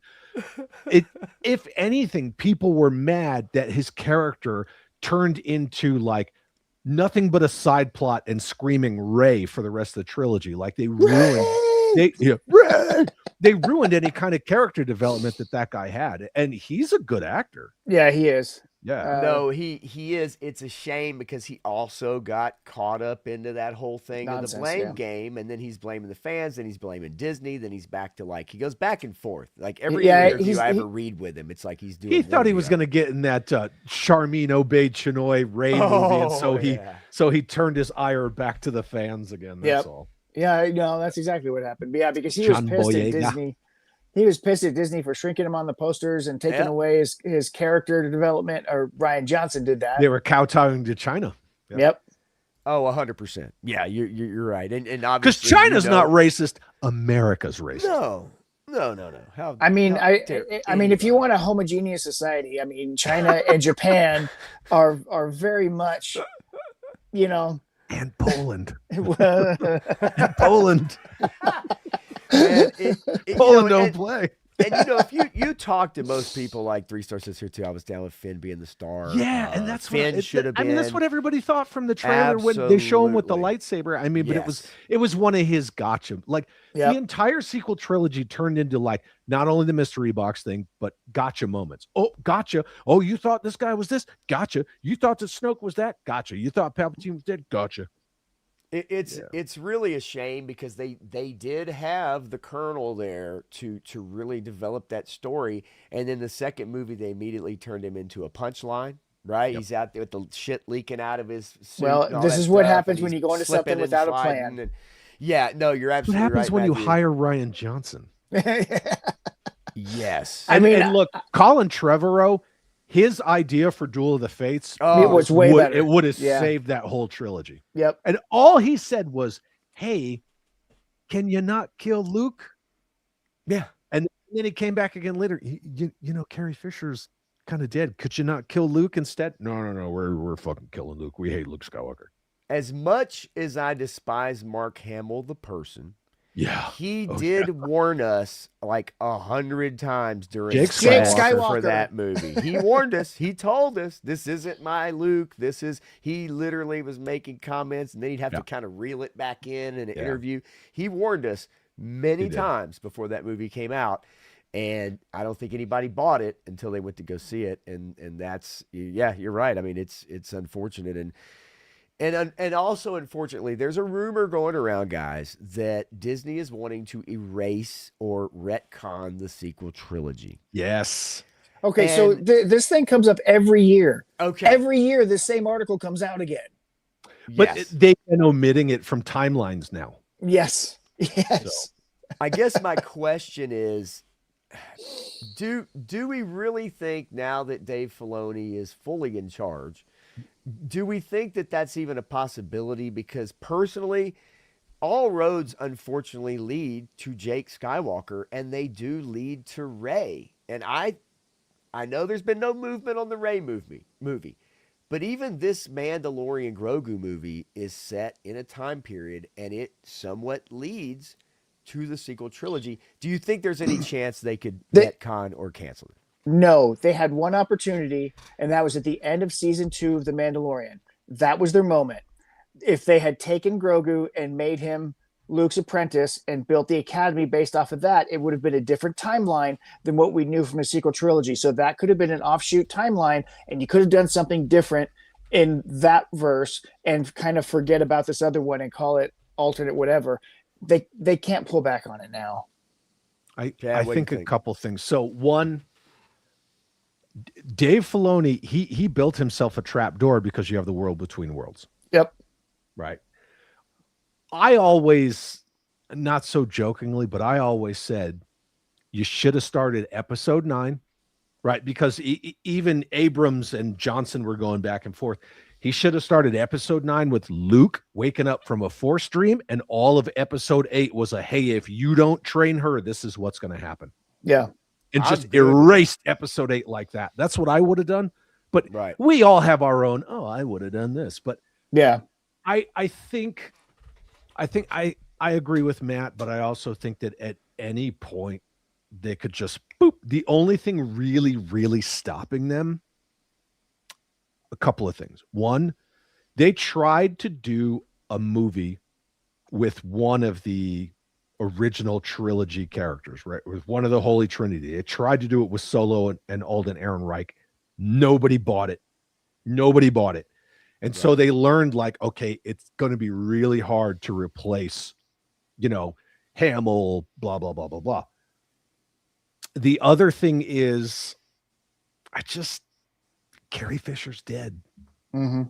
I think if Carrie Fisher wasn't dead, they screwed so much up. They never had the three of them together. Yep. Okay. Like that right off the bat showed that they didn't care.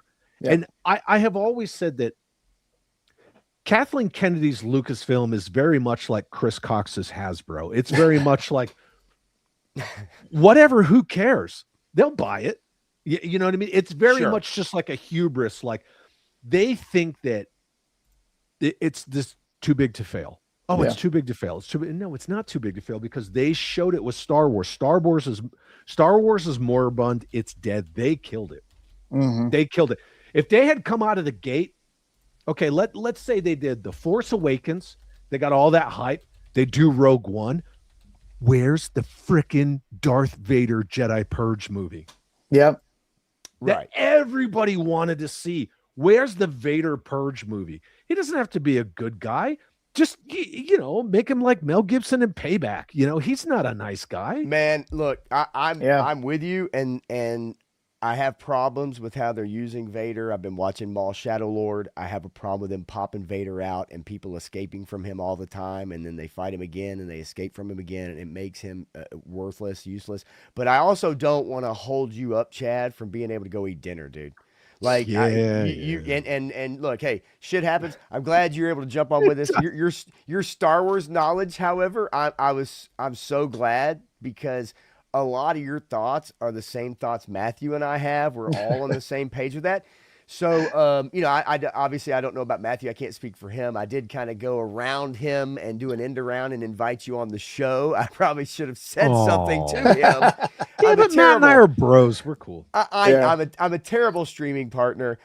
Still, but you want to get your other 50%. 100%, and that was just something I happened to be talking to you late, and I just kind of got away from you. You were like couple drinks in too. I was feeling I was in my cups. Okay, listen, I told you that. But the thing is, like, I may be a Joe guy, but like, I know my fucking galaxy far, far away. Love it. Love it. And anytime that you're available, man, I knew obviously with Star Wars Centric, and we're going to finish up talking some more stuff, but I look, touch base with you. Glad I did. You're welcome. Anytime you holler at me, let us know whatever you need. There for you, and be glad to have you on again and talk some more Star Wars or whatever pop culture. That's what we do. That's what we do over on this corner, man. Oh, so. I'm all about it. Thank you guys for having me, Matt. It's good to see your face. And I haven't seen your face in a year. I'll see you. Yeah, it's been a minute. All right, gentlemen, everybody in the chat, thank you guys so much. I apologize that my night unraveled, but it's all good, man. It happens, man.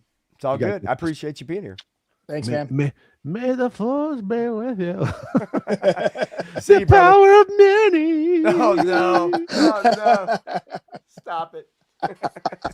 All right, ladies and gentlemen, there he was, the lovely, talented Chad. It's Chad Hole.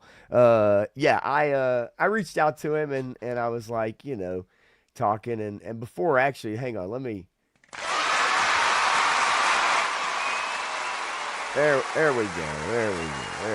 It's Chad. All right. So, I reached out to him, was just like, hey, man, you want to come on the show, hang out for a little bit, chat it up, talk some Star Wars, which was going to be kind of the focus of the back end or the main part of the show. And he was like, sure. Full disclosure, I've never really talked to Chad before.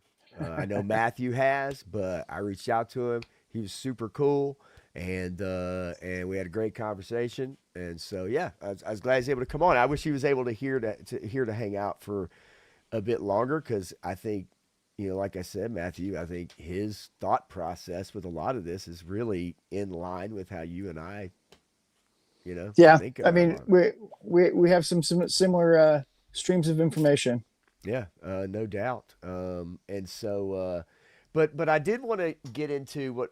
Something I was mentioning about watching Maul Shadow Lord. Now, I got to finish that. I actually fell asleep 3 times in the last episode, but I did watch it. It was good, but that Vader stuff. They keep bringing Vader out. They fought Obi-Wan twice. They bring him out in other animated shows, and now this one. And it's getting to the point where he seems inept. Yeah. Because they have someone fight him. They get away. They're able to do something to bring the walls down, the ceiling down.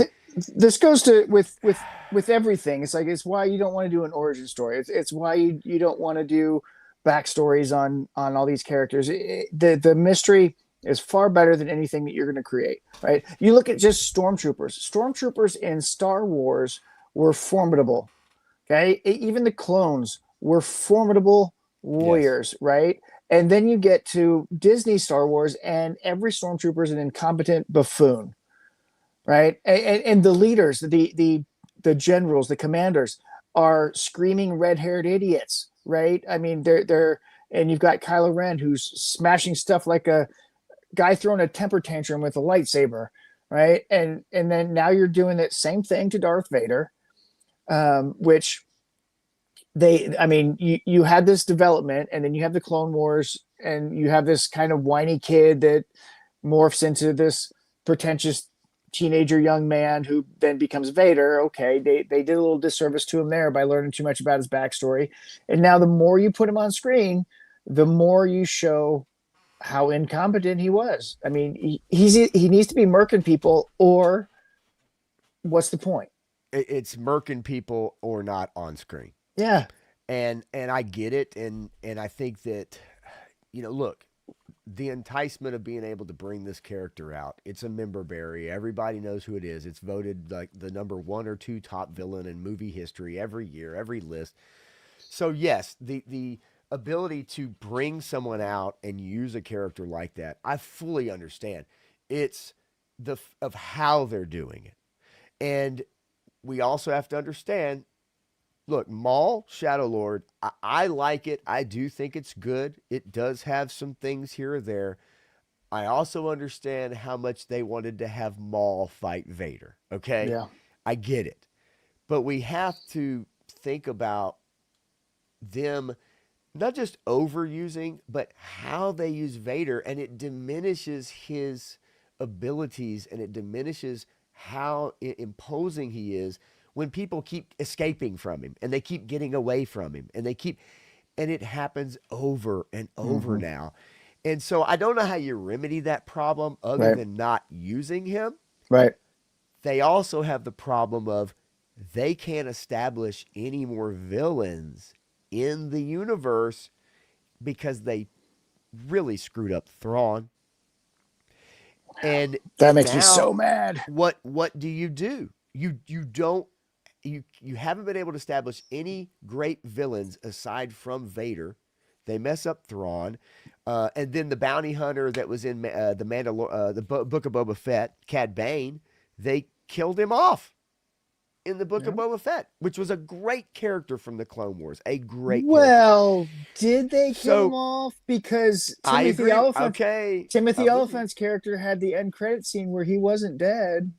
Yes. So his character can come back. Why can't Cad Bane? Because we all know that 15 laser bolt blasts and a lightsaber stab to the gut doesn't kill anybody anymore.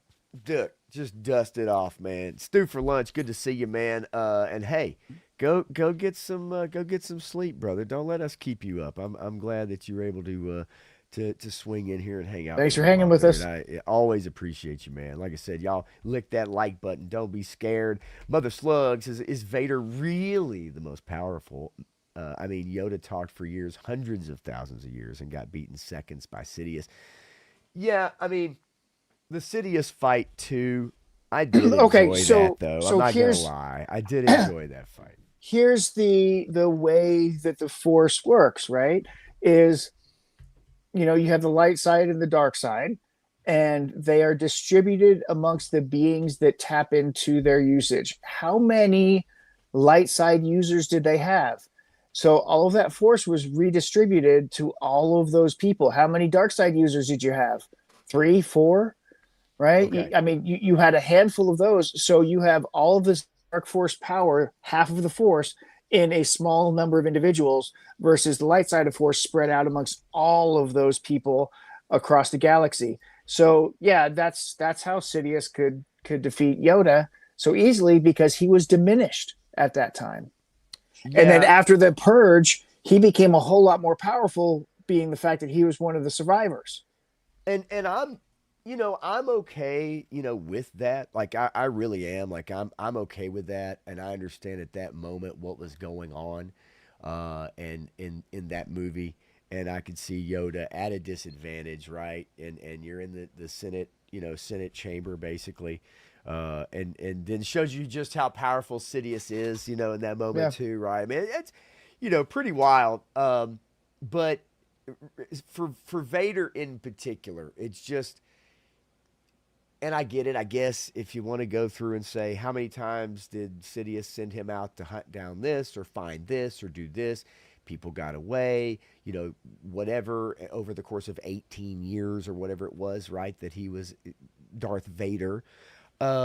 Yeah, sure. I mean, I get it. But it's just every time they bring him out, it seems like they use him to get people excited, and then they just have him lose. Yeah. The Obi-Wan one in particular, and the first fight, really goofy. The second one, yeah, there were moments in there that they tug at your heartstrings with Hayden Christensen, with a cracked mask and everything.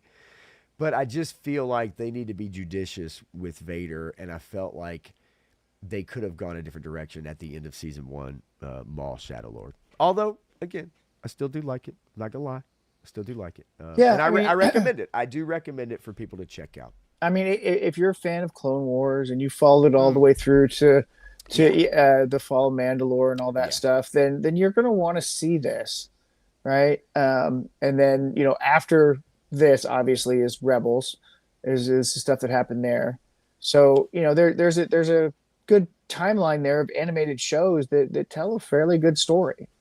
And I also saw, damn, that is so loud. Can I just bring it down and show the video?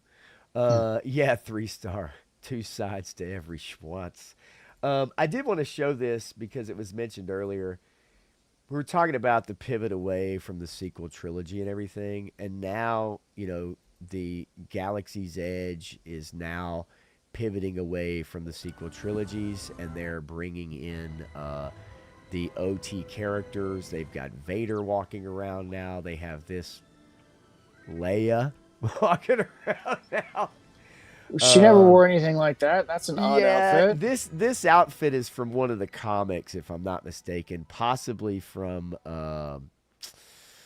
Shadows or something else, I think. But they do have Leia and Han and Luke now. They've got Chewie and Vader walking around. So they finally got the message, I think, too little too late. It's way too late. But, they realize people aren't going to Galaxy's Edge to see Rey. They're not going to see Kylo Ren. They're not going to see First Order stormtroopers.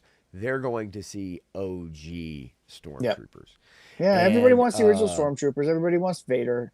Those have the 2 biggest lines. Hollywood Studios always had the biggest line for Vader when they had him sequestered over there and wouldn't let him go over to Galaxy's Edge. Although, I got to admit, looking at that chart from the Nielsen's for Q1 2026, to see that baby boomers and Gen Z are both watching The Mandalorian the most in that age group, I think surprised me. I think we hit it on the head. Grandparents are watching it with their grandkids. I think you're right. I think it's easy. I also think it's not too terribly violent, right? Mm-hmm. And it's got, obviously a baby Yoda in there. And so, yeah, I think you're right. I think there's a lot and if you're watching the first 2 seasons of Mandalorian, there's some decent episodes in there. So right, I can't argue with that. Mother Slug says back in the late 70s and 80s, I love the films, but ever since Lucas did the last films, which are the prequel trilogy, I slowly lost interest. Now I just like the ships, vehicles, OG talking, the new ones, and not so much. Yeah. Now look, Doug Chang, I think is his name, the designer there at Lucasfilm, who does a lot of designing. I do think he's a talented guy, and I do think he does good work. I think he's a genuine person who is trying to do good work. Unfortunately, it's the pay grade above him. It's the decisions, and now that Filoni is in charge, we can expect even more, matriarchal storytelling. He is very much into that. We can expect the characters he loves, like Ahsoka, for instance, to be front and center. And I love how everybody's like, oh, he worked directly with George. He was right there with George. And, for a few years on the Clone Wars. But it's like the Trojan horse thing, in my opinion, if that makes sense. Yeah. So, Yeah, I mean, he was there. They had discussions and stuff, but I don't know. Yeah, it's not as a close relationship as you might think. No. But yeah, Galaxy's Edge definitely has been changing over. Um, let's see here. Just want to take a peek real quick because there were a couple of other stories that I did want to ask you about, and some of y'all in the chat may be very interested to know about this. As we pivot a little bit, not a little bit, a lot bit. Matthew, you heard about this. You sent me a message about it, and I was like, hey, I already saved it. Secret screening of Gremlins reveals assembly cut of the 80s classic for the first time since 1983. This was screened. 2.5 hour cut of the original Gremlins movie was screened for select few fans with Joe Dante in attendance. And I would love to see this. Yeah, no, Absolutely love to see I'm this. dying to see it. I would love to see that assembly cut with all the extra stuff in it, and it talks about a little more in-depth storytelling that happens with it, which I think would be fascinating. So Joe Dante quotes as it's an archival screening in a way. It was something he had basically on VHS, and he turned it over to kind of be worked on. He said the film is a rough version. It's filled with greasy pencil marks and missing scenes. But he said he hoped that the assembled crowd wouldn't replace the finished film that has lived on in their heads with the imperfection about to be shown. It doesn't include Phoebe Cates' famous dad scene, Santa Claus story. That is not in this cut of this 2.5 hour cut of the film. It's not in there. Interesting. Yeah. Yeah. But yeah, he said this is a very unusual screening. You usually don't go back into the archives and pull out stuff from the bin and show it to people, warts and all. But as you can see the picture here, the cast of people who showed up to watch this were some of kind of the leading horror directors and people in the industry right now. And so that was kind of who made up the room here to screen this 2.5 hour cut. I hope this is made available, if only for the archivist part of it, right? Yeah, I would love to see it. Graph 100%. If Baby Yoda to me seems like a Gizmo ripoff, right? Like, well, clearly, I mean, it's obvious. It's yes, but they've done a whole lot with it. I mean, I'm surprised we haven't seen him with a headband and a bow and arrow yet. A la Steve Martin. No, I like Gremlins too. I know. Let's see here. There's a couple questions here, but I do want. I've started a couple of them, so you guys, I will get to them. 3-star. I did see the Y-Files with Nerdrotic and gone on the Y-Files. Now I believe. Okay, it went up today. I know it was on the Y-Files Patreon for a week or so. And so I was going to check that out. And obviously Matthew is very aware of Nerdrotic as well on the Y-Files for those of you that check out the Y-Files. Yeah, I'd be curious to watch that episode. He talked about it a little bit here in the last few days. Yeah. Let's see here. Mother Slug also asked, thoughts on Marvel's Avengers. Do you think Doom will make the fans come back fully or fall apart? We have definitely talked about this, but quickly we'll give our thoughts. Matthew, what do you think about it? It's not going to be enough. Not enough of the fans are going to come back to make that movie successful. I think people are going to be okay with this movie, but not the best. But Secret Wars is going to throw everybody off again. Everybody will be back off the train. Anybody that they get back is going to get lost if they stay with what they plan to do with Secret Wars as of right now. I fear there's too many characters to cohesively make a great film. You can't. And I think that it's going to really... People that are not hardcore fans, the normies who made the MCU what it actually is, let's not kid ourselves, are going to have a hard time with this. Listen, the normies are not going to understand why Tony Stark is wearing green Nope. And he's the bad guy. Is he though? But On why top is of yeah other characters that yeah they're like, was that a show? Am I supposed to watch that to understand where this person comes from? Is this a, or even some of the phase 4, phase 5 movies that didn't go over so well. Well, the homework is daunting, and that's why they've already said, Yeah. guess what? You don't have to watch anything on phase 4 or 5 to get into this movie Right. because Yeah, we're erasing it good all luck. anyway. Yeah, good luck with all that. Yeah. Yeah, I look, is it going to make money? I don't know if it's going to make money because if they have to spend 500 plus million, $700 million to make this film and market it, Yeah. then it's got to make $2 billion. Yeah. I and mean, we're already with what holy they've estimated shit. already. We're looking at $1.4 billion for it to start making money. If the budgets are higher than what we think they are right now, it's $2 billion. Yeah, I just don't know how it would have to really be so damn good. And I just, it's I don't think it's going to be that good. they haven't had the build up to Infinity War, the build up to Endgame. We're years and years in the making. This film has no build up. And not only was it was a build up, but there was stuff there in between to keep people excited about it. Yeah. There isn't this way. You've got a Spider-Man movie coming up, but Spider-Man's kind of a Sony half joint with MCU. So, okay, that fits in the Spider-Man universe. It doesn't fit in the Avengers universe.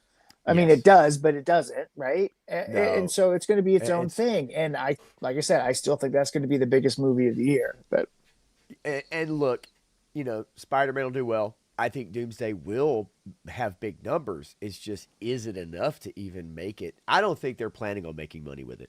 I agree. Yeah, they're I agree. using it to try to get people back in to then make money post Doomsday. That's kind of my last thing on it. It would be really great to get people back into the movie theaters. Let's discount those ticket prices and you'll get everybody in. Average ticket price in America right now is what, $14? Oh, okay. 14, sure. 16, somewhere in there.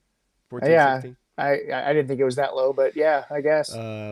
I heard that today, but I'd have to verify that. But that's what I heard on the Real BBC. Yeah, Diana Rossini. I haven't really covered that, Clint, but I know people are curious. That is a mess of a situation with Mike Vrabel and her and them cheating on each other's spouses. And yeah, her big sit-down interview. Yeah, people are going to be interested in that. They do want to know. They want to see. People love car wrecks, and that is a car wreck. No doubt about it. And no, it's like Tiger Woods. No Phoebe Cates pool scene part 2, as much as we want it, as much as I want it. Although I'm not sure I want it now. How about that? Like, I would have wanted it back in the mid '85. Right. Yeah. So let's see here. Yeah, everybody's gonna get lost. I think there's just gonna be too many characters for Doomsday, really. So the Grogu Collector's Edition sold out for $600. I'm shocked, although I bet you they didn't make very many. No, well, so here's the deal with that. Okay. The way I see it, when Disney companies make certain things, they do it so that they can have it in the stores in the parks. This is something that they want in the parks.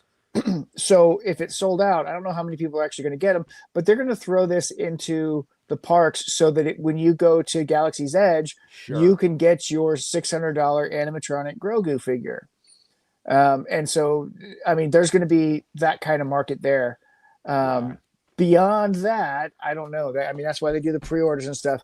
That's why they forced Hasbro to make those Tron figures that failed at the Kickstarter or the HasLab, right? It failed so hard, but Disney says, you're going to make these because we want these in the parks because we have this Tron ride and we want to sell toys to go with our Tron ride that we have at the Magic Kingdom.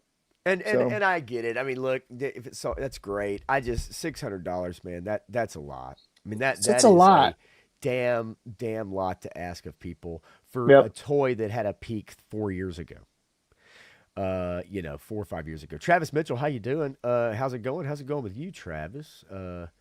Hey, for cruising in and hanging out. We're pretty much at the back end of it, folks. But as Giraffe says, he bought 200 Grogus. Well, I'm so glad for you, buddy. Whoa. Good for you. Travis, just to, give you kind of a heads up, whatever they say the production budget is, you can assume that it's going to be higher than that. You won't find that out for about 3 years if they filmed anything in England, when they have to report the actual budgets to get the tax breaks. But beyond that, you have to realize that there's even more on that for the marketing budget.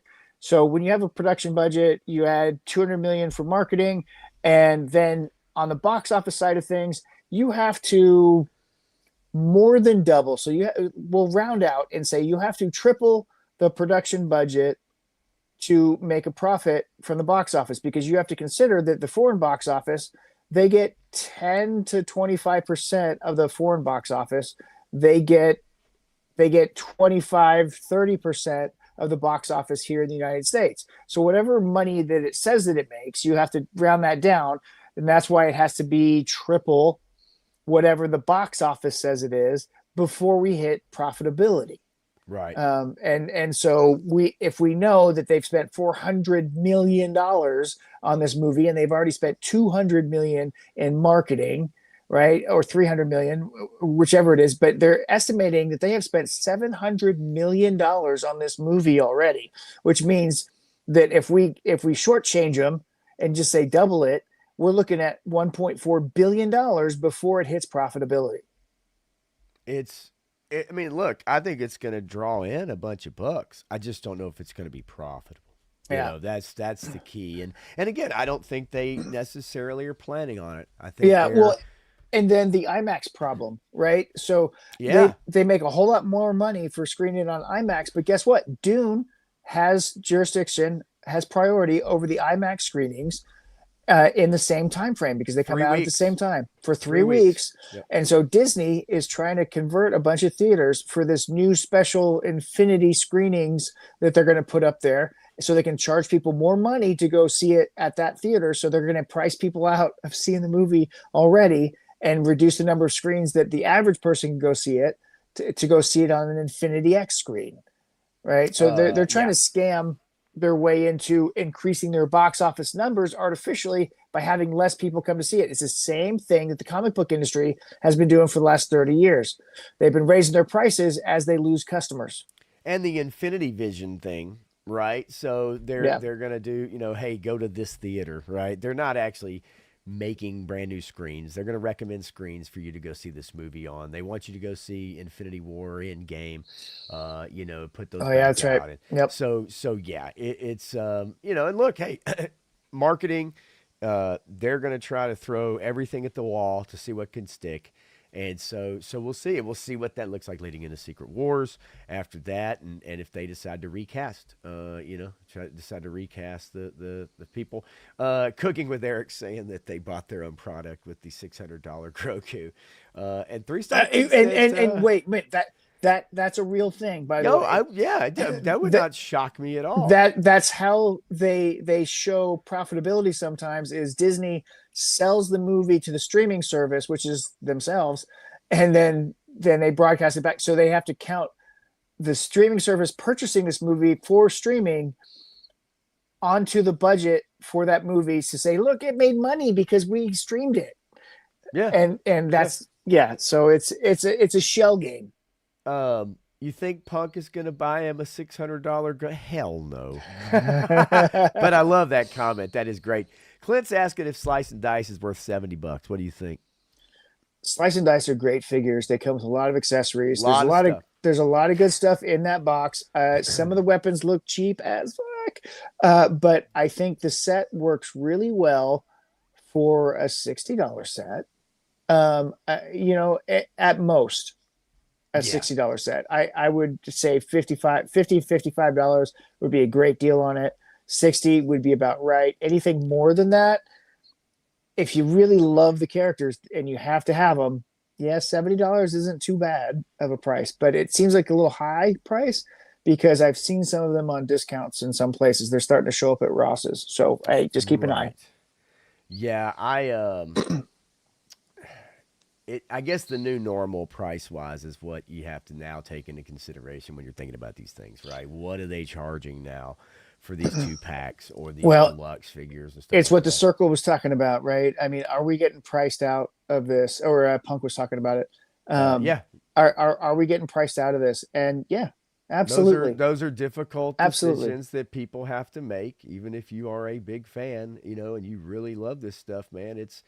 Those are decisions you have to make, right? Between going to the grocery store and putting gas in your car right now, or buying figures if you can, right? I mean, it Right. really is, and it does make a difference now. It is a big deal now, and it's unfortunate. It's unfortunate that's kind of the crossroads that they're kind of at right now. Yep. With fans, yeah, Travis. I'm sure that the people that are on set, I don't know if they have anxiety over worrying about what people are thinking. I mean, I don't know if certain actors have the ability to be that way. I don't know how many actors out there actually are that way. As long as they're getting paid, do they know that there's a lot riding on this? Yeah, sure. I think they know there's a lot riding on this film, but a lot of them know that they're going to be back, and a lot of them that maybe aren't going to be back, they're still acting, right? They're still out there, and it's a job for them. Yep. It's a job, and no matter how many seconds on screen they are. And they just haven't done a great job of setting this up. No. Through the last few years, it's phase 4 and 5 and whatever has just been brutally bad. And so, yeah, this is a Hail Mary play. This is a Project Hail Mary for the MCU. Billy Butch, don't worry about it, man. Don't ever apologize for anything. That's what I'm telling you right now. No, man. Don't you ever apologize for anything. Have a good night. For that. You too. Yeah, man. And thanks for coming in. Long day. I get it, man. Let's see here. Masters of the Universe will be movie of the year, says Mother Slug. What do you I mean, I think there's a lot of hype on it. We'll see what happens. People are hyped, man. They are hyped. I'm glad to see that there's hype for a movie. You know? Yeah. 3-star, have a good night, buddy. Start a new job, so yeah. Don't spend your sleeping hours on us, man. Yeah, for sure. Right? Yeah, $4.85 a gallon, Billy Butch. Yeah, I mean, figures kind of become a secondary thing when you're talking about getting back and forth to work, my friends. That's for sure. Let's see here. We'll hit a couple more comments up here on the chat. Travis is not a toy collector. Found a Boba Fett action figure as a kid in a babysitter's basement. All right, good find. Said you could keep it. Pretended he was Django and busted his. That's a story. That's a tale as old as time, friend. My Leia, my Organa. Wait. There's more. Oh, there is. Yes. Hang on. Let me go. Wait, there's more. Turns out it was an original. Oh, stop it. I call bullshit. There's only 4 of those ever made. Man, they were never released to the public. They were only ever prototypes. They were only ever prototypes. I'm calling bullshit.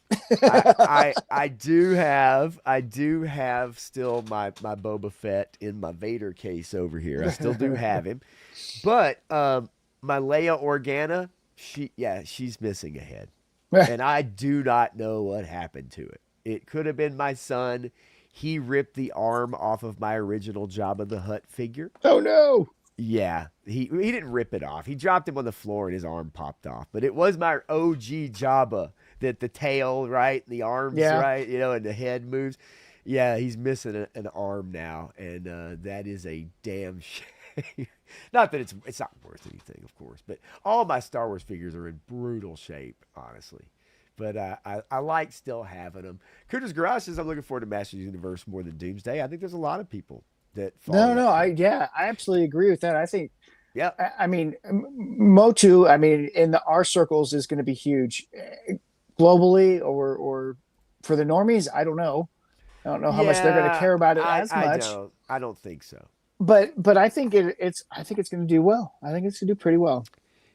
If it's got a good script, they have fun with it, and they portray He-Man and Adam in a way that resonates with those fans, because that's the hardcore fans that are going to go. And then if it is a fun, spirited movie, I think it could have legs with other people being drugged to it by the hardcore fans and then going out and saying, yeah, it was actually fun. It was a fun movie. It was cool. But normies out there, man, you're gonna have a hard time dragging them into He-Man, and I just firmly believe that. And it sucks, but it's gonna it be is tough. what it is. I think we know that. The rocket falls out, and that could be too, because the rocket does move around a little bit in that backpack. I will say that, so it's possible that it definitely could come out of there. It also depends on what era, because if you're in the Power of the Force 2, well, that's a different story. I didn't even think about that. Yeah, I didn't think about that too. I don't know how old you are, or if it was the original 5 POA version, because like literally that original Boba Fett, the rocket firing one, where the rocket comes out, that was a prototype only thing. My Star Wars OG figures are probably on par with Super 7. Yes, Clint. Okay, you got me to say it. Damn you, Clint. I do like the G.I. Joe Ultimates, though. I do. But the Ultimates? In the box. Yeah, they're in the box. Oh, man. Yeah, don't ever take them out of the box. I know. Everybody, every time I talk about it, everybody tells me, they're like, don't ever take them out of the box. I'm like, I'm not. Because the box is like the piece, it's the... Who is it? Is it Emerald Knight that can actually take good photos with them? But that's about it. Yeah, well, I'm no Emerald Knight. And I'm no M. Night Shyamalan either, so there. Because you can tell a coherent story.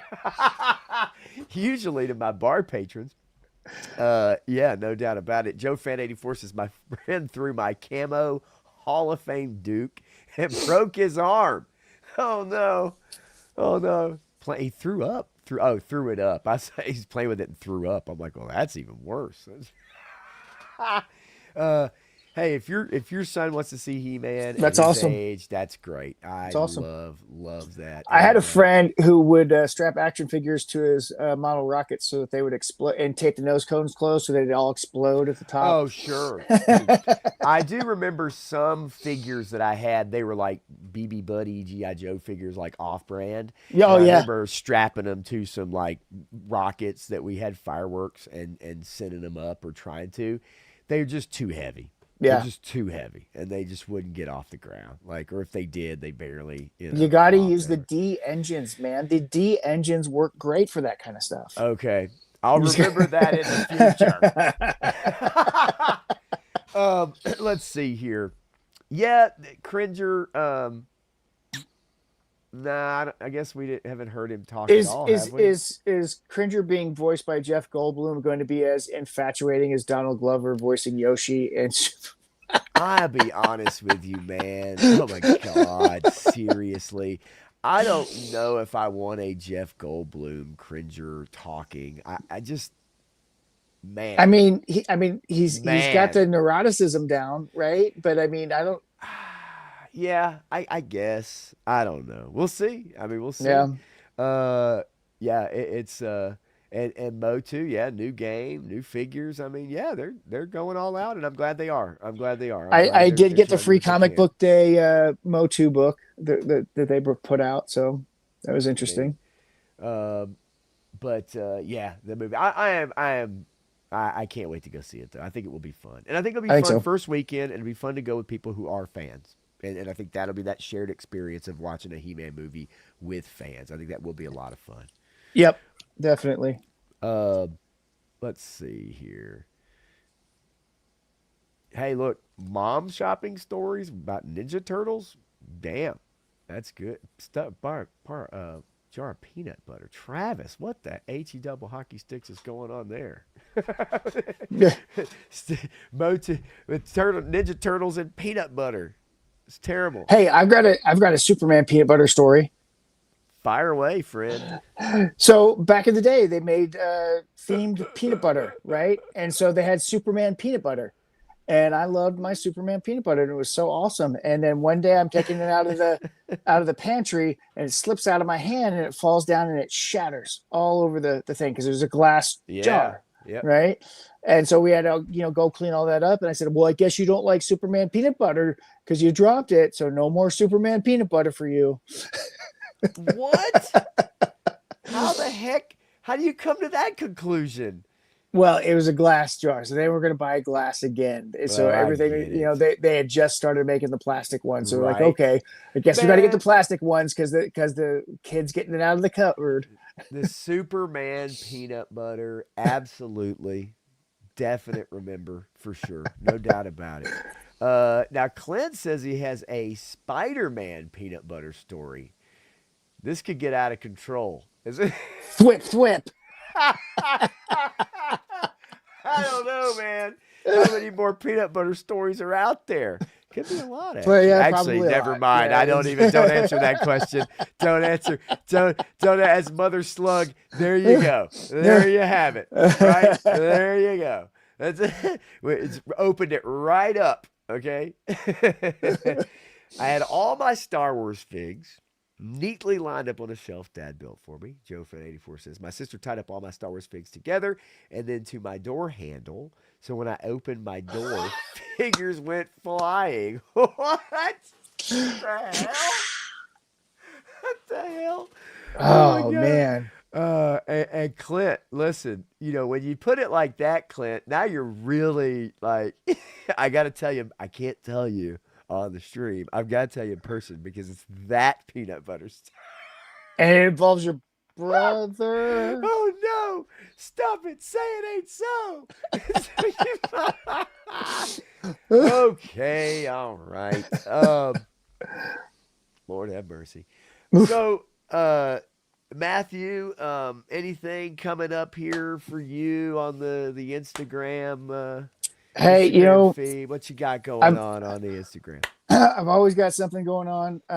You know, I'm really liking this son of a gun, so you're going to see a lot more of him. Oh yeah. You know, so he's got, you know, this one, or actually, I was just goofing a minute ago, but this guy. Nice. You know, so there's going to be some stuff. I'm trying to work on some mods here. I'm trying to take this head out of this helmet so he could have the empty helmet with him. So I'm working on some custom things, but you know, I've got stuff coming out on there. So you know, every day I'm posting something. Yeah, man, you guys know where to find it. He's got it right there underneath the Instagram Mammoth Nestor action figure blog. Y'all know where to find it. I'm sure you already have. But if you haven't, go check it out because Matthew does do some great toy photography. And you can definitely tell, like, you know, he loves his stuff, man. Like, you can just tell. People that do it, get into it, lighting, the whole 9 yards. More talented than myself, that's for sure. As far as what I have going on, man, I guess Sunday night really is the only other thing coming up, man. I've got a lot of kids stuff coming up. Got band concerts and band banquets and graduation coming up here this month. So got my hands full with trying to figure all that stuff out. But as far as the streams are concerned, YouTube is concerned, yes, Sunday night, I'll do an unfiltered this upcoming weekend on Sunday night. And then we'll be back next Tuesday for show 101. Man, banging them out, dude. Yeah. But yeah, I'm going to try and see Mortal Kombat. I don't know if I'm going to get a chance to do it. We've got a lot to do before next week. I am typically would have my son this weekend. I do have to work Saturday night, and it's Mother's Day on Sunday. So you guys hang out with your mom if your mom's still here. If not, then go visit, you know, wherever that is, and celebrate your mom on Sunday. My son will be hanging out with his mom, so I'll, you know, be able to probably go see Mortal Kombat. I'll have a little more extra time on my hands. And so hopefully next Tuesday we'll give you a review on Mortal Kombat and tell you what you think. Stanley Matt is going to be going to DFW, not to Joe Fest. I'd love to have him come to Joe Fest. I'd love to have him down there sometime. I hang out with Matthew in person, but chances are I'm probably going to have to go west instead of him going east. Just my guess. Yeah, and then Joe Fan, yeah, it's definitely important, man. The kids they need to hang out with mom on Mother's Day and dad on Father's Day for sure. I think it's just very important 2004 Euro Trip movie, Mother Oh Slug. gosh. I'm putting it in my Google Notes as we speak, man. Thanks for the recommendation. I appreciate you being here too. We got a couple new names in the chat tonight, and I really appreciate you guys coming in, popping in, and hanging out with us. I was glad to have Chad here tonight, and have a little Star Wars talk, man. That was fun. And so yeah, so next Tuesday we'll be back. Hopefully both of us will be able to give you the skinny on Mortal Kombat, whether you should go to the theater to see it or maybe wait for streaming. We'll see. But yeah, no doubt, man. So yeah, that's about all we got tonight, y'all. Got to get Matthew off. He's got early morning, much earlier than me, and so we would make sure I respect his time as always. Look, thanks y'all for Appreciate hanging you out with guys. us, man. I really do. And so y'all make sure you come back, tell a buddy, bring a friend, lick the like button, share the channel. And I'd love to see you guys back next time. And on Sunday nights, man. I really appreciate it. Thanks, y'all. Have a great night.